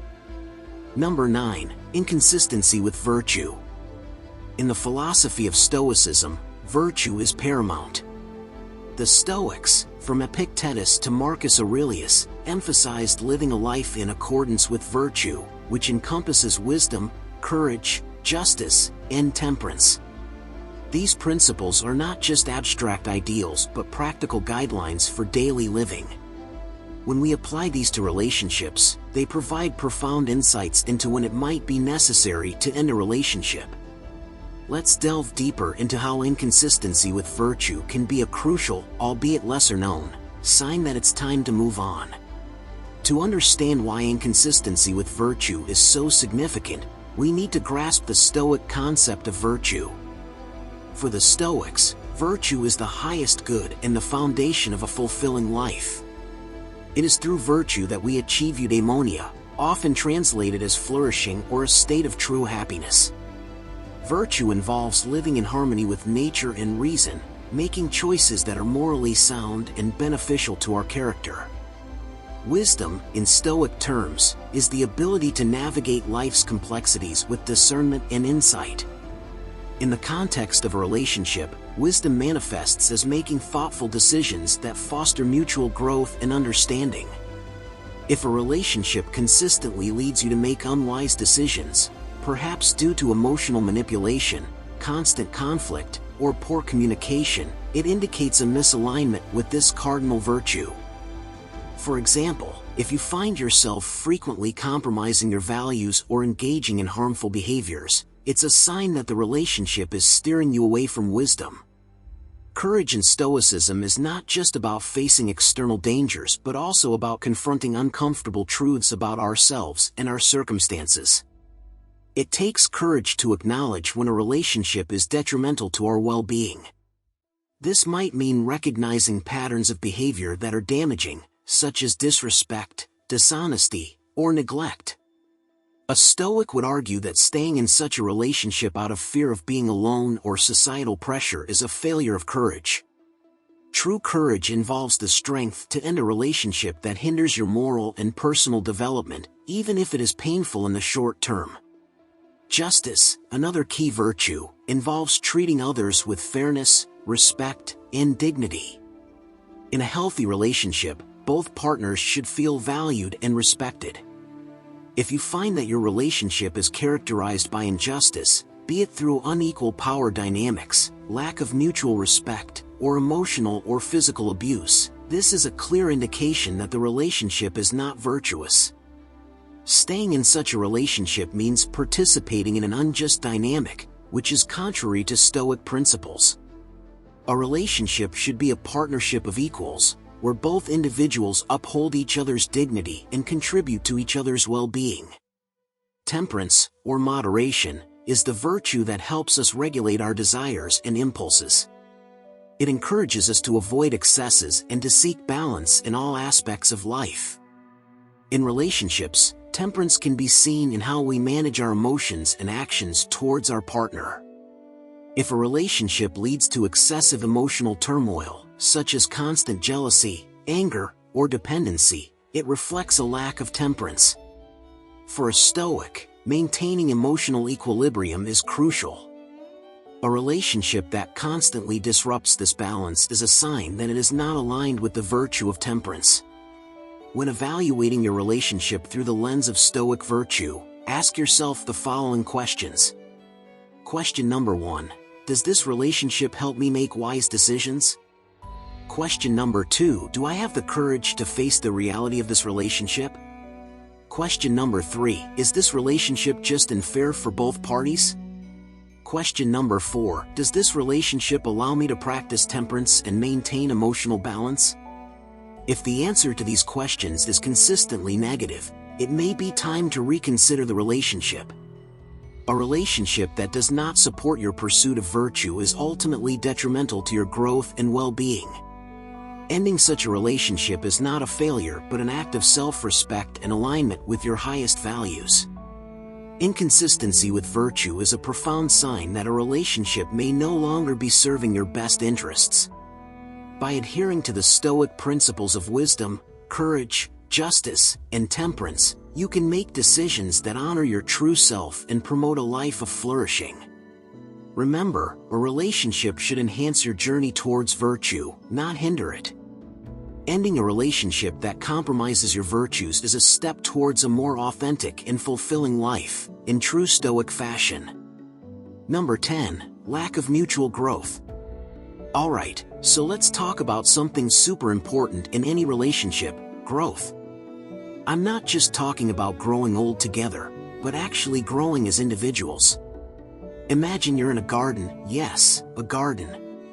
You're a plant, and your partner is a plant. If you're not growing, you're kinda just there, stuck in the dirt, right? Nobody wants to be stuck in the dirt.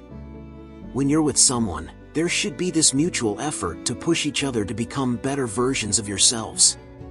It's like having a gym buddy. You spot them, they spot you. You lift each other up, literally and metaphorically. But what happens if one person is doing all the heavy lifting? It gets tiring, fast. Think about it. Have you ever felt like you're the only one pushing for change or improvement? Maybe you're the one always signing up for new courses, reading up on self-improvement, trying new hobbies, or setting goals. And your partner? They're just chilling, happy with the status quo. It can start to feel like you're dragging a weight around, right? It's exhausting and honestly, pretty frustrating. Now, let's flip the script. Imagine you're the one who's kind of stuck. Your content, but your partner is always off to the next big thing, always improving, always growing. It might feel like you're being left behind, and that's not a great feeling either. Relationships should be a two-way street where both parties are moving forward together, even if at different paces. Here's a little story. Picture John and Emma. John is super ambitious. He's always learning new things, getting certifications, hitting the gym, and just generally trying to be his best self. Emma, on the other hand, is comfortable where she is. She's happy, and there's nothing wrong with that, but she doesn't really have any desire to change or grow. Over time, John starts to feel like Emma isn't supporting his ambitions. He feels like he's pulling all the weight in their growth journey. Emma starts to feel pressured and maybe even resentful because she's being pushed to do things she's not interested in. So, what happens here? They start to drift apart. They have different priorities and different visions for their futures. This gap keeps widening until it feels like they're living separate lives. The connection that was once strong is now just there. It's sad, but it's a reality for many. When you're not growing together, there's this invisible barrier that starts to form. You might not see it at first, but over time, it becomes this wall that's hard to break down. Conversations start to dry up because you're no longer sharing new experiences or ideas. The spark that was once there starts to fade because growth and excitement go hand in hand. If you're not excited about your life, how can you be excited about your relationship? It's important to communicate. Have those heart-to-heart talks about your goals and dreams. If you feel like there's a lack of mutual growth, bring it up. It's not about blaming each other, but about understanding where you both stand. Maybe your partner doesn't realize how important growth is to you, or maybe they've been growing in ways you haven't noticed. Sometimes, it's just a matter of perspective. And hey, if you've had these conversations and nothing changes, it might be time to reevaluate. It doesn't mean you don't care about each other. It just means your paths might be diverging, and that's okay. Life is too short to be stuck in a situation where you're not growing, learning, and becoming a better version of yourself. Remember, a healthy relationship should feel like two people dancing together, moving in sync, sometimes leading, sometimes following, but always in harmony. If you feel like you're dancing alone, it might be time to find a new partner who's ready to grow and groove with you. Number 11, when relief becomes a sign. In the realm of human relationships, there exists a multitude of signs that can signal the need to reconsider our connections with others. One often overlooked but profoundly telling sign is the constant feeling of relief or freedom when you're not around your partner. From a Stoic perspective, this feeling holds significant weight and can offer deep insights into the health and nature of your relationship. Stoicism teaches us to seek tranquility and live in harmony with nature. Central to Stoic philosophy is the idea that we should focus on what we can control and accept what we cannot. Emotions, while natural, should be observed and understood for what they are, responses to our perceptions rather than absolute truths. When applying Stoic principles to relationships, it's essential to evaluate how our emotions reflect the reality of our circumstances. Feeling relief when not around your partner can be a powerful indicator of underlying issues. This relief is not merely a transient escape but a window into the true state of your emotional and mental well-being within the relationship. Relief, in this context, is more than just a momentary respite from conflict or stress. It is a sustained sense of ease and lightness that emerges when you are away from your partner. If you notice that you consistently feel happier, more relaxed, or more at peace during your partner's absence, it may suggest that the relationship is causing you more strain than joy. From a Stoic viewpoint, this feeling of relief can be seen as your inner self striving for equilibrium. Marcus Aurelius, one of the great Stoic philosophers, often wrote about the importance of inner peace and the need to align our external lives with our internal values. If a relationship disrupts your inner peace more than it contributes to it, it might be time to reassess its place in your life. Stoicism encourages regular self-reflection and mindfulness about our actions and emotions. Journaling, a practice advocated by many Stoics, can help you track your feelings over time and identify patterns. If your journal reveals a recurring sense of relief when apart from your partner, this is not something to be dismissed lightly. Epictetus, another prominent Stoic philosopher, advised us to question our judgments and assumptions continually. Why do you feel better without your partner? What aspects of your relationship are causing stress or discomfort? Are these issues resolvable, or do they stem from fundamental incompatibilities? Engaging in such introspective inquiries can clarify whether the relief you feel is a temporary escape from specific problems or a sign of deeper, unresolved tensions. Another key Stoic principle is the acceptance of things beyond our control. Relationships, while influenced by our actions and choices, also depend on the dynamics between two individuals. You cannot control how another person behaves or feels. If your partner's actions or the nature of your relationship consistently lead to negative emotions or a desire for distance, it may be beyond your ability to change these fundamental dynamics. Seneca, a Stoic philosopher and statesman, wrote about the importance of making decisions that align with our true nature and values. Staying in a relationship that consistently detracts from your well-being contradicts this principle. It is not an act of wisdom to persist in a situation that repeatedly disrupts your peace of mind. Ending a relationship is often fraught with fear and uncertainty. However, Stoicism teaches us to face challenges with courage and rationality. If a relationship consistently leads you to feel relief only in its absence, it may be time to consider the difficult but necessary step of ending it. This decision, while painful, can ultimately lead to a more authentic and fulfilling life. In conclusion, the consistent feeling of relief when away from your partner is a lesser-known but powerful sign that the relationship may not be serving your best interests. By applying Stoic principles of self-reflection, acceptance, and courage, you can navigate this challenging situation with wisdom and grace, ultimately making decisions that lead to a more harmonious and tranquil life. In the last section, we will discuss some advice to ensure that no one can hurt you. Number 1. Insults or offenses. Let's dive deep into one of the most profound yet practical principles of Stoicism: how to handle insults or offenses. Ever had someone throw a snide remark your way, and it just sticks with you all day, gnawing at your peace of mind? It's a common experience, but Stoicism offers a way to rise above these petty jabs. First off, let's get something straight. Words are just sounds, vibrations in the air. It's us who give them meaning and power. When someone insults you, what they're really doing is offering their opinion. It's their perspective, colored by their biases, insecurities, and mood.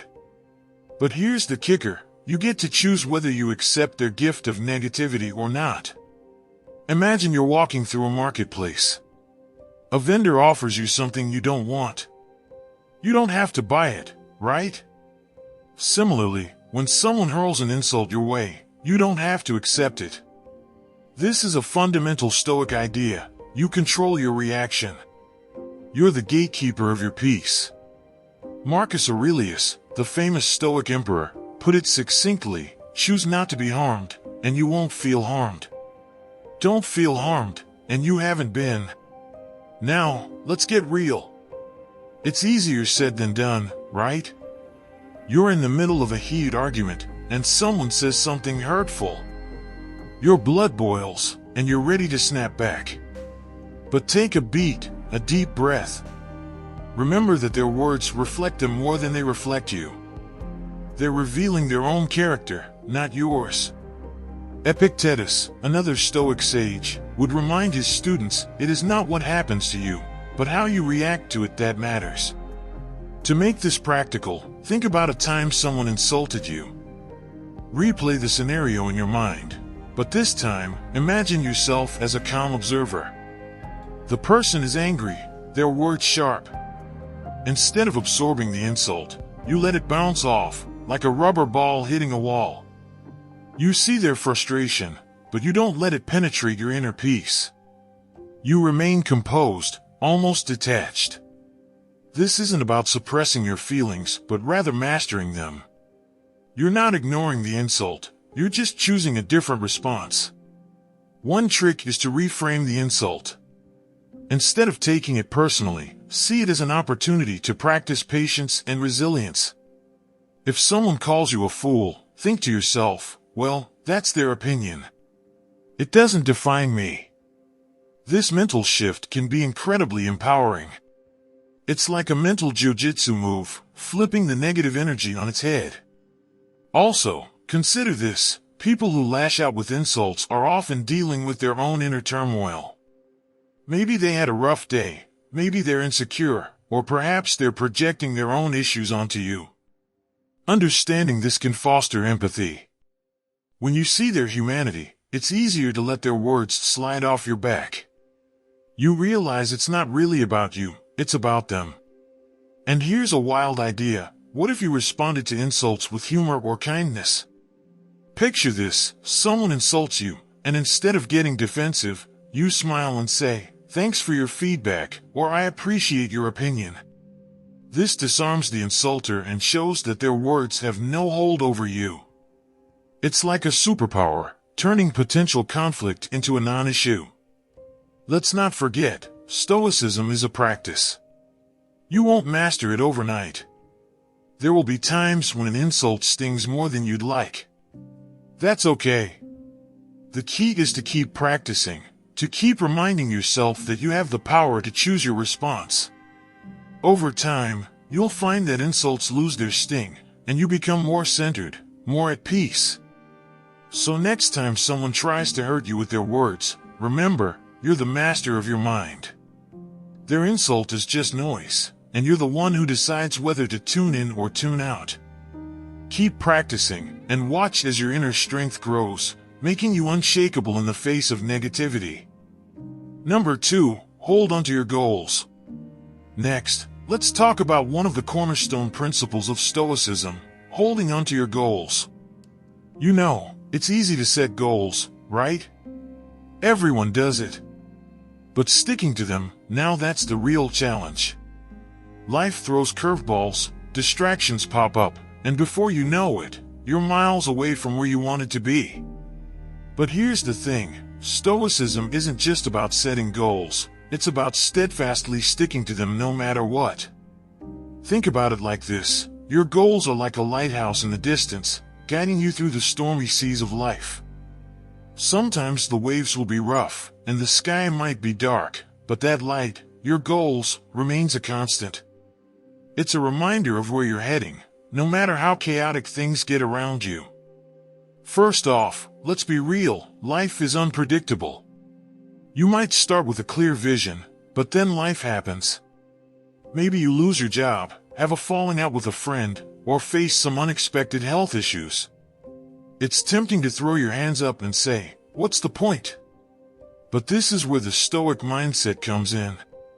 It teaches us to focus on what we can control, our actions, our responses, and yes, our goals. One of the best things you can do is break your goals down into bite-sized pieces. Instead of staring at the mountain and feeling overwhelmed, focus on one step at a time. Today, it's not about reaching the peak, it's about making it to the next ridge. Tomorrow, you tackle the next part. This approach not only makes your goals more manageable but also keeps you motivated. Each small win is a victory, a step closer to your ultimate goal. Now, let's talk about the distractions. They're everywhere, aren't they? Social media, TV, endless notifications on your phone. It's so easy to get sidetracked. The key here is to create a little bubble for yourself, a space where you can focus. Maybe it's a quiet room, a specific time of day, or even a mindset. When you're in this bubble, it's just you and your goals. Everything else fades into the background. And hey, let's not forget the power of visualization. Picture yourself achieving your goals. Imagine the feeling, the sense of accomplishment. This isn't just some fluffy self-help advice. It's about creating a mental image that motivates you. When you can see it, you can believe it. And when you believe it, you're more likely to work for it. But what about when you hit a wall? Because let's be honest, there will be times when you feel stuck. Maybe progress is slower than you expected, or you face setbacks. This is where resilience comes in. Stoicism teaches us to expect adversity. Instead of being surprised or discouraged by obstacles, anticipate them. See them as part of the journey. Each challenge is an opportunity to strengthen your resolve, to prove to yourself just how committed you are to your goals. Sometimes, it helps to look at the bigger picture. Ask yourself, why did I set this goal in the first place? Reconnecting with your original motivation can reignite your passion. Maybe it's about personal growth, helping others, or achieving something you've always dreamed of. Whatever it is, keep that reason close to your heart. It's your fuel when the going gets tough. And here's a little trick: accountability. Share your goals with someone you trust. It could be a friend, a mentor, or even a community of like-minded individuals. When others know about your goals, you're more likely to stick to them. They can offer support, encouragement, and a gentle nudge when you need it. Finally, be kind to yourself. Holding on to your goals doesn't mean you have to be perfect. There will be days when you falter, and that's okay. What's important is getting back on track. Reflect on what went wrong, learn from it, and move forward. Progress isn't always linear, but as long as you're moving in the right direction, you're on the right path. So, hold on to your goals with everything you've got. They're your guide, your motivation, and your reason to keep pushing forward. Remember, the journey might be tough, but the destination is worth every step. Stay focused, stay resilient, and keep your eyes on that lighthouse. Number 3, don't stress if someone says bad things about you. Alright, let's get real for a second. We've all been there.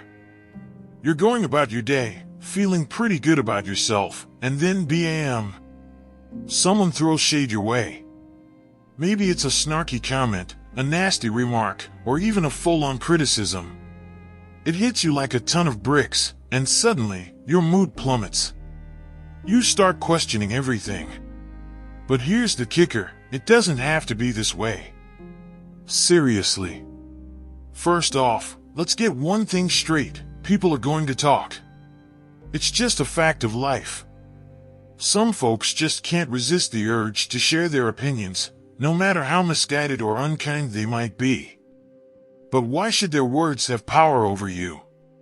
Marcus Aurelius, the Roman emperor and Stoic philosopher, had some killer advice on this. He said, "If someone is able to show me that what I think or do is not right, I will happily change, for I seek the truth, by which no one was ever truly harmed." What Marcus is saying here is golden. If the criticism is valid, great, you've learned something. If not, why let it bother you? Imagine you're walking down the street, and a stranger yells, "Hey, you're a purple giraffe." You'd probably laugh it off because it's so obviously untrue and ridiculous. So why do we let more subtle, yet equally baseless, comments get under our skin? The truth is, a lot of what people say about us has more to do with them than with us. It's a reflection of their own insecurities, biases, and sometimes, their bad day. Now, once again, I know what you're thinking. It's easier said than done, right? Totally. But here's a little trick from the Stoics that can help: the dichotomy of control. This principle is all about recognizing what's within your control and what's not. You can't control what others say or think about you, but you can control how you respond. You can choose to shrug it off, to not give those words the weight they're craving. Think about it like this: your mind is a fortress, and you're the gatekeeper. Not everything gets in. When someone lobs a verbal grenade your way, you've got the power to defuse it before it explodes. Ask yourself, is this really worth my peace of mind? 9 times out of 10, the answer is a resounding no. And hey, let's not forget the power of empathy. Sometimes, understanding where the other person is coming from can take the sting out of their words. Maybe they're dealing with their own issues, and you're just an unfortunate target. This doesn't excuse their behavior, but it can help you see that their negativity is more about them than about you. Another great way to handle criticism is to look at it as a learning opportunity. No, really. Even the harshest comments can have a nugget of truth in them. If someone says you're always late, and it bugs them, maybe it's time to check if there's some truth there. Self-improvement is a lifelong journey, and sometimes our critics inadvertently point us in the right direction. But let's also acknowledge the elephant in the room. Some people are just plain mean. They thrive on bringing others down. For these folks, the best response is often no response at all. Don't feed the trolls, as they say. By not reacting, you're showing them that their words have no power over you. You're living the Stoic ideal of being unaffected by the external noise. In the end, remember this: you define your worth, not others. You know your strengths, your values, and what makes you, you. Don't let anyone take that away from you with a few unkind words. Keep your head high, stay true to yourself, and let the negativity roll off your back like water off a duck's feathers. You've got this. Number 4, the power of being mentally strong. Picture this: you're in the middle of a storm. Not a literal one, but a life storm. People are throwing negativity your way, problems keep piling up, and you feel like you're drowning. But here's the kicker: if you've got that mental grit, you can weather any storm without losing your cool. It's like having an invisible shield that deflects all the crap life throws at you. Being mentally strong isn't about pretending everything's fine when it's not. No, it's about acknowledging the chaos, facing it head on, and saying, "I got this." Imagine Marcus Aurelius, sitting in his tent, with the weight of an empire on his shoulders, calmly writing in his journal. That's mental strength.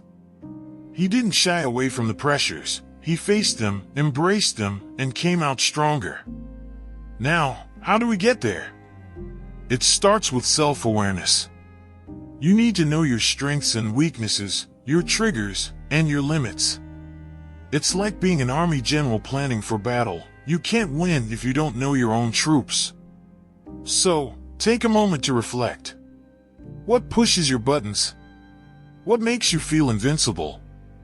This isn't just navel-gazing, it's strategic prep work for the battlefield of life. Next up, let's talk about resilience. Think of it as your bounce-back ability. When life knocks you down, and it will, resilience is what helps you get back up, dust yourself off, and keep moving forward. It's about learning from your mistakes, not being defeated by them. Remember that time you failed spectacularly? Yeah, that one. Did you stay down, or did you get back up and try again? Mental strength is all about the latter. It's about turning those failures into stepping stones.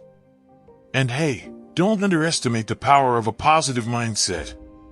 It sounds cliché, but there's a reason you hear it all the time. Your thoughts shape your reality. If you're constantly telling yourself that you're not good enough, guess what? You're going to start believing it. But flip the script, start feeding your brain some positive vibes. It doesn't mean ignoring the negative, it means not letting it control you. Think of it as training your brain. Just like you'd lift weights to get stronger physically, you need to practice positive thinking to get stronger mentally. Let's also touch on the importance of setting boundaries. This is a biggie. Being mentally strong means knowing when to say no, and being okay with it. It's about protecting your mental space from toxic people and situations. If someone is draining your energy, it's perfectly fine to cut them loose. You're not obligated to keep everyone in your life, especially if they're dragging you down. Imagine your mind is a garden. You need to weed out the negativity to let the good stuff grow. Oh, and let's not forget about self-care. Yep, taking care of yourself is a crucial part of being mentally strong. It's not selfish, it's necessary. Whether it's taking a long bath, going for a run, or just sitting in silence with your thoughts, make time for yourself. Recharge your batteries so you can face the world with a clear mind and a strong spirit. Lastly, embrace change. Change is scary, no doubt about it. But it's also inevitable. The sooner you accept that, the stronger you'll be. Life is going to throw you curveballs, some good, some bad. Mental strength means being flexible, adapting to new situations, and finding your balance amidst the chaos. So there you have it. Being mentally strong is like building an internal fortress. It takes time, effort, and a whole lot of self-reflection. But once you've got it, you're unstoppable. You become that person who stands tall, no matter what. And trust me, that's a powerful place to be. Number 5. Cultivate inner strength. Alright, let's dive into this. When it comes to Stoicism, one of the real game changers is cultivating inner strength. It's like building a fortress within yourself that stands tall and unshakable, no matter what life throws at you. This isn't about physical strength, but rather the kind of inner fortitude that keeps you steady and resilient. So, how do we go about this? Let's chat about it. First off, let's talk about virtues. In Stoicism, virtues are like the foundation of your inner strength. Think of them as your core values: wisdom, courage, justice, and temperance. Each of these plays a vital role in fortifying your inner world. Wisdom helps you make sound decisions. Courage gives you the bravery to face challenges head-on. Justice keeps you grounded in fairness and integrity, and temperance helps you maintain balance and self-control. Together, they create a strong, resilient character. Wisdom, my friend, is not just about knowing stuff. It's about understanding life's deeper truths and applying them. Imagine you're navigating through a storm. Wisdom is your compass. It helps you see the bigger picture, understand what really matters, and make decisions that align with your values. It's about learning from experiences and constantly evolving. When you cultivate wisdom, you're less likely to be swayed by fleeting emotions or external chaos. Now, let's talk about courage. Courage isn't just for superheroes or historical figures. It's that everyday bravery you show when you stand up for what you believe in, even when it's tough. It's the strength to face your fears, to step out of your comfort zone, and to keep going when the going gets tough. Think about the last time you faced a daunting situation. Remember that feeling of pushing through despite the fear? That's courage. And the more you practice it, the stronger it gets. Justice might sound like a big, lofty concept, but it boils down to fairness and integrity. It's about treating others with respect, standing up for what's right, and maintaining your moral compass even when it's challenging. When you cultivate a sense of justice, you're not just building strength within yourself, but also contributing to a better, fairer world. It's about doing the right thing, even when no one is watching. Temperance is all about balance. It's that inner discipline that keeps you from going to extremes. It's the ability to enjoy life's pleasures without being ruled by them. Imagine temperance as the steady hand that holds the reins, guiding you through life with moderation and self-control. This virtue helps you stay grounded and focused, preventing you from being swept away by desires or impulses. So, how do we cultivate these virtues in our daily lives? Start small.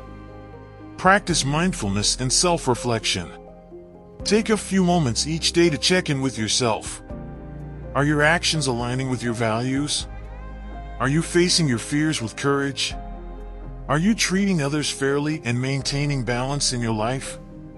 These little check-ins can make a big difference. Another key aspect is continuous learning and growth. Read, explore, and engage with new ideas. Seek out challenges that push you to grow. Embrace failures as learning opportunities. Remember, every experience, whether good or bad, is a chance to strengthen your inner fortitude. Don't forget the power of community. Surround yourself with people who inspire and support you. Engage in meaningful conversations and learn from others. A supportive community can provide the encouragement and perspective needed to cultivate inner strength. Lastly, reflect on your journey. Take time to look back at how far you've come, the challenges you've overcome, and the growth you've achieved. Celebrate your victories, no matter how small, and use them as motivation to keep moving forward. In the end, cultivating inner strength is a lifelong journey. It's about building a resilient character that can weather any storm. By focusing on virtues like wisdom, courage, justice, and temperance, and by practicing mindfulness, continuous growth, and community support, you can create a strong, unshakable inner world. So, keep at it. Number 6. Negative visualization. Negative visualization is essentially a mental rehearsal of bad things happening. I know, it sounds a bit gloomy, but stick with me.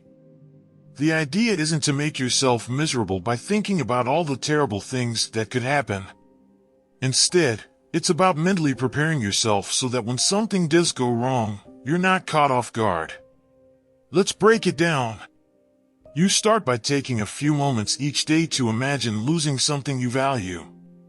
It could be anything: your job, your health, a relationship. Picture it in detail. Feel the emotions that come with it. Scary, right?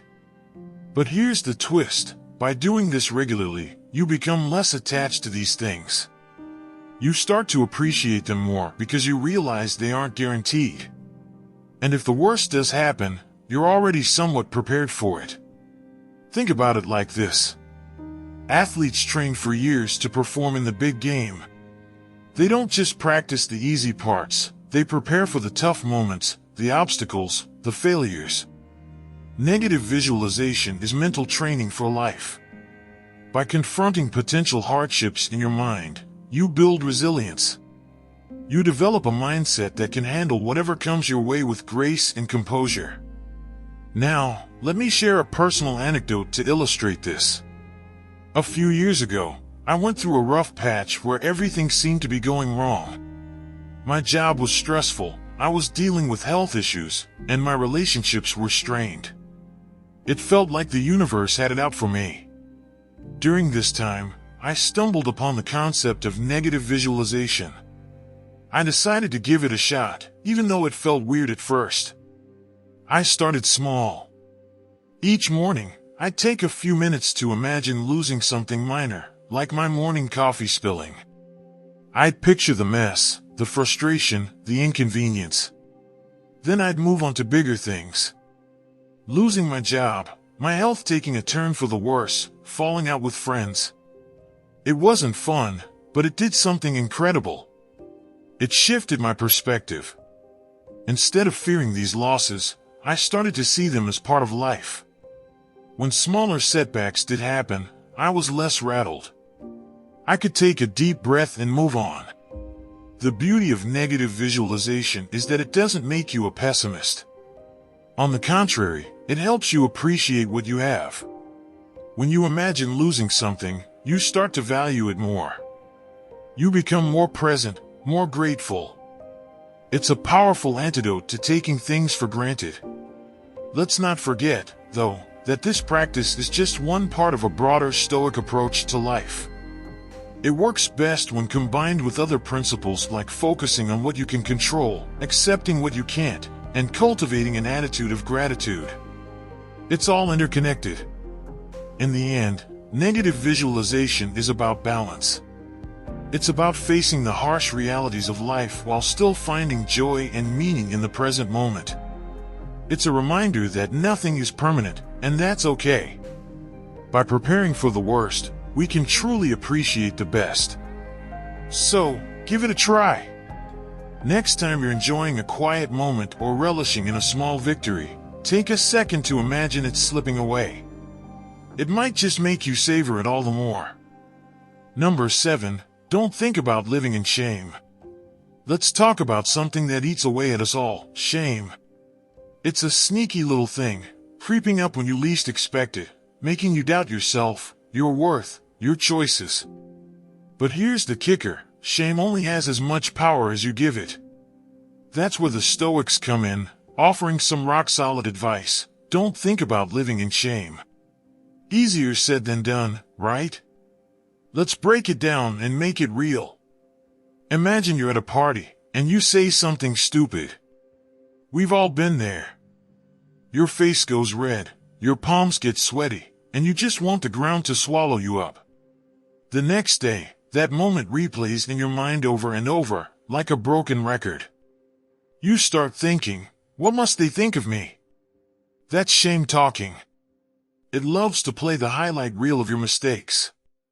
But guess what? Most people are too wrapped up in their own lives to dwell on your slip-up. Marcus Aurelius would tell you to flip the script. Instead of fixating on that embarrassing moment, focus on what you can learn from it. Maybe next time you'll think before you speak, or maybe you'll realize that one awkward comment doesn't define you. Aurelius believed that our perceptions are within our control. So, why let shame take the wheel? You get to decide which stories you tell yourself about your experiences. Let's take another scenario.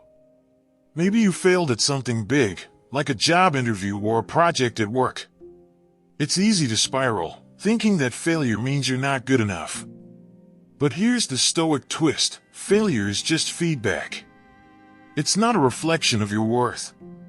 Epictetus, another Stoic sage, would say that it's not the events themselves that disturb us, but the views we take of them. So, if you're viewing failure as a final verdict on your capabilities, you're setting yourself up for a shame spiral. Instead, see it as a stepping stone, a learning opportunity. Think about kids learning to walk. They stumble, fall, get back up, and try again. No shame, just determination. Why do we lose that resilience as we grow older? Society tells us we should be perfect, but perfection is a myth. Even the greatest minds and achievers have their share of blunders. What sets them apart is their refusal to be defined by those mistakes. Now, let's get a bit more personal. Have you ever felt ashamed of who you are? Maybe it's about your background, your looks, your preferences. Shame can burrow deep, making you question your very identity. Seneca, the Stoic philosopher, had some wise words about this. He believed in the inherent dignity of every individual. Your worth isn't contingent on external approval. You're valuable just as you are, with all your quirks and flaws. Embracing this truth is a powerful antidote to shame. One more thing: practice self-compassion. We're often our harshest critics. When you mess up, instead of berating yourself, try talking to yourself as you would to a friend. Would you tell your friend they're worthless for making a mistake? No, you'd probably offer some kind words and encourage them to keep going. Give yourself the same grace. Breaking free from the grip of shame isn't an overnight thing. It takes practice, a shift in mindset. Surround yourself with people who uplift you, not those who drag you down. Engage in activities that boost your confidence and remind you of your strengths. And remember, every time shame tries to rear its ugly head, you have a choice. You can either let it dominate your thoughts, or you can challenge it with the wisdom of the Stoics.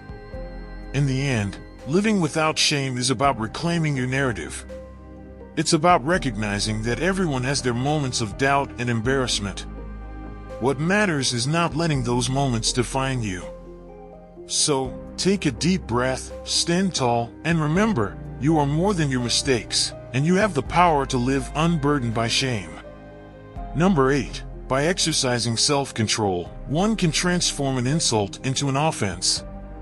So, the idea here is that self-control can take something hurtful and totally flip it on its head. Think about it this way: when someone throws an insult your way, it's like they're handing you a hot potato. You can catch it and get burned, or you can just let it drop. The trick? Exercising self-control. But how exactly does that work? Let's explore. First off, self-control is like your mental gym. The more you work on it, the stronger it gets. Picture this: someone calls you a nasty name. Without self-control, your immediate reaction might be to snap back, feel hurt, or let it ruin your day. But with self-control, you pause. You breathe. You decide how you want to react. This pause is your power move. Imagine insults as arrows aimed at you. Without self-control, those arrows hit their mark and cause damage. But with self-control, you hold up a shield. The arrows bounce off, leaving you unscathed. This doesn't mean you ignore the insult. Instead, you choose not to let it affect you. You understand that the insult is more about the insulter's issues than about you. Think of it like this: someone insults you. Instead of taking it personally, you can view it as a reflection of their character, not yours. By doing so, you shift the power dynamic. They aimed to hurt you, but you didn't let them. You took their power away. That's the magic of self-control. Let's take a deeper look. When you're in control, you can transform an insult into an opportunity. Sounds weird, right? But it's true. That insult can become a chance to practice patience, to show kindness, or to demonstrate your strength. It's like turning lemons into lemonade. You take something sour and make it sweet. Here's a relatable scenario. You're at a family gathering, and a relative makes a snide comment about your life choices. Without self-control, you might react defensively, escalating the tension. But with self-control, you can smile and say, "I appreciate your concern," and move on. You've shown grace under pressure, which speaks volumes about your character. Another aspect to consider is empathy. By exercising self-control, you can sometimes see where the other person is coming from. Maybe they're having a bad day, or maybe they're dealing with their own insecurities. Understanding this doesn't excuse their behavior, but it can help you not to take it to heart. It's like stepping into their shoes for a moment, which can soften the blow of the insult. And let's not forget humor. Sometimes, the best way to deflect an insult is to laugh it off. This doesn't mean you're not taking it seriously. It means you're choosing not to give it power. A well-timed joke can diffuse tension and show that you're above petty insults. It's a clever way of saying, "Your words don't control me." Self-control also involves setting boundaries. If someone repeatedly insults you, it's okay to distance yourself from them. This is part of protecting your peace. By exercising self-control, you're not just reacting to individual insults, you're making a broader decision about what kind of behavior you'll tolerate in your life. To sum it up, self-control is your secret weapon against insults. It helps you stay cool, turn negatives into positives, and maintain your inner peace. It's like being the calm center of a storm, unaffected by the chaos around you. So next time someone tries to bring you down with their words, remember, you've got the power to rise above it. You've got the power to transform that insult into nothing more than a fleeting breeze. Stay strong, stay in control, and let your true self shine through. Number 9. The principle of radical acceptance. Radical acceptance is a profound principle rooted in the understanding that suffering often arises not from the events themselves, but from our resistance to them. It is the practice of fully embracing reality as it is, without judgment or attempts to change it. This acceptance is not passive resignation but an active process of acknowledging and coming to terms with the truth of our circumstances. It is about recognizing that while we may not have control over external events or other people's actions, we do have control over our own responses and attitudes. At its core, radical acceptance is a form of psychological and emotional liberation. It frees us from the futile struggle against what we cannot change, allowing us to conserve our energy for what we can influence. By accepting reality as it is, we reduce the emotional turmoil that comes from unmet expectations and the incessant desire for things to be different. This doesn't mean we condone or approve of harmful actions or unpleasant situations. Rather, we acknowledge their existence and choose to respond in a way that aligns with our values and promotes our well-being. Practicing radical acceptance involves a few key components. One effective approach is the use of acceptance statements. These are affirmations or reminders that reinforce the mindset of acceptance. For instance, statements like "I accept that I cannot control others' actions, but I can control my response to them," or "I accept that life is unpredictable and change is inevitable," can be powerful tools in reprogramming our thought patterns. Regular repetition of these statements helps internalize the concept of acceptance, making it a natural part of our cognitive processes. Another practical method is engaging in reality check-ins. When faced with a challenging situation, take a moment to assess it without judgment. Ask yourself questions like, "What is the reality of this situation, and what are the facts, not my interpretations or fears?" This practice helps ground your emotions and focus on actionable aspects rather than getting lost in wishful thinking or negative spirals. It encourages a clear-eyed view of circumstances, promoting a more measured and thoughtful response. Letting go rituals are also beneficial in the practice of radical acceptance. These rituals serve as symbolic acts to release unmet expectations, past hurts, and emotional baggage. One simple yet powerful ritual is writing down your grievances, fears, or unfulfilled desires on a piece of paper and then burning it. The act of watching the paper turn to ash can be a cathartic experience, symbolizing the release of those burdens. Alternatively, engaging in mindful practices like yoga, tai chi, or meditation can help physically and mentally release tension, fostering a sense of peace and acceptance. The journey of radical acceptance also involves cultivating mindfulness. Mindfulness teaches us to observe our thoughts and emotions without immediately reacting to them. Through regular mindfulness practice, we develop the ability to create a mental space between stimulus and response. This space allows us to choose how to react, rather than being driven by knee-jerk emotional responses. Over time, this practice builds a buffer that makes us less susceptible to emotional distress caused by external negativity. Building emotional resilience through radical acceptance is a gradual process. It requires patience, practice, and self-compassion. It's important to remember that acceptance doesn't mean giving up on improving your life or striving for positive change. Instead, it means recognizing the present moment for what it is and responding to it in a way that is healthy and constructive. By letting go of resistance and embracing acceptance, we can navigate life's challenges with greater ease and grace, ensuring that external negativity has minimal impact on our well-being. This profound shift in perspective allows us to live more fully, with a sense of peace and empowerment that comes from truly embracing reality. Number 10. Focus on what you can control. One of the fundamental tenets of Stoicism is the clear distinction between what we can control and what we cannot. This principle, championed by ancient Stoic philosophers like Epictetus and Marcus Aurelius, forms the bedrock of Stoic thought. By internalizing and practicing this principle, we can safeguard our peace of mind and ensure that external events and the actions of others do not disturb our inner tranquility. To fully grasp this principle, it's essential to first understand what is within our control. According to Stoic philosophy, we have control over our own thoughts, beliefs, attitudes, and actions. These internal elements are our domain, and we can shape and influence them through conscious effort and practice. On the other hand, external events, other people's actions, and outcomes are beyond our control.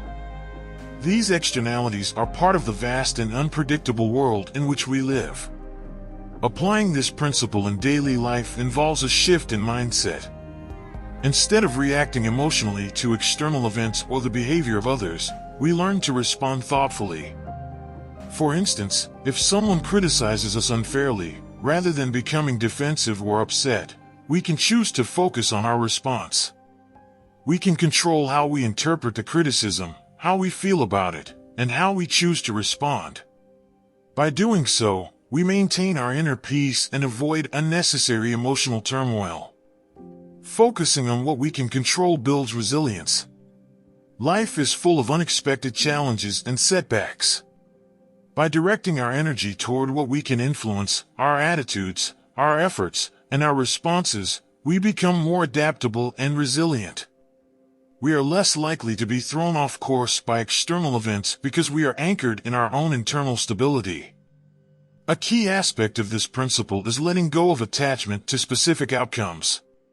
While it's natural to have goals and aspirations, becoming overly attached to them can lead to disappointment and frustration when things don't go as planned. By focusing on the process rather than the outcome, we can find contentment and fulfillment in our efforts, regardless of the results. This detachment doesn't mean indifference, rather, it means finding peace in knowing that we have done our best within our sphere of control. Consider a scenario where you are working on a project at work. You put in your best effort, but the project's success also depends on factors beyond your control, such as the market conditions or the decisions of higher management.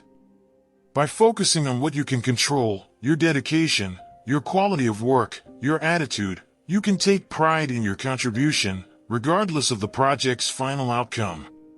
This mindset not only reduces stress but also enhances your sense of accomplishment and satisfaction. One of the greatest benefits of focusing on what we can control is emotional stability. When we accept that we cannot control other people's actions or the random events of life, we free ourselves from the emotional roller coaster that often accompanies attempts to manage the uncontrollable. This acceptance leads to a more balanced and serene state of mind, where we are not easily disturbed by external disruptions. In conclusion, the Stoic principle of focusing on what you can control is a powerful tool for maintaining inner peace and emotional resilience. By recognizing the limits of our control and directing our efforts toward our own thoughts and actions, we can navigate life's challenges with a calm and composed mindset. This principle not only shields us from unnecessary distress, but also empowers us to live more meaningful and fulfilling lives. And there you have it, 10 powerful Stoic principles to help you build an unshakable inner fortress. Remember, true strength comes from within, and by embracing these timeless teachings, you can navigate life's challenges with grace and resilience. If you found this video helpful, don't forget to hit the like button and subscribe to our channel for more insights on Stoicism and personal growth. Share your thoughts in the comments below. Which Stoic principle resonates with you the most? And how do you plan to apply it in your life? Thank you for watching and being part of our community. Until next time, stay strong, stay serene, and keep living with purpose. See you in the next video.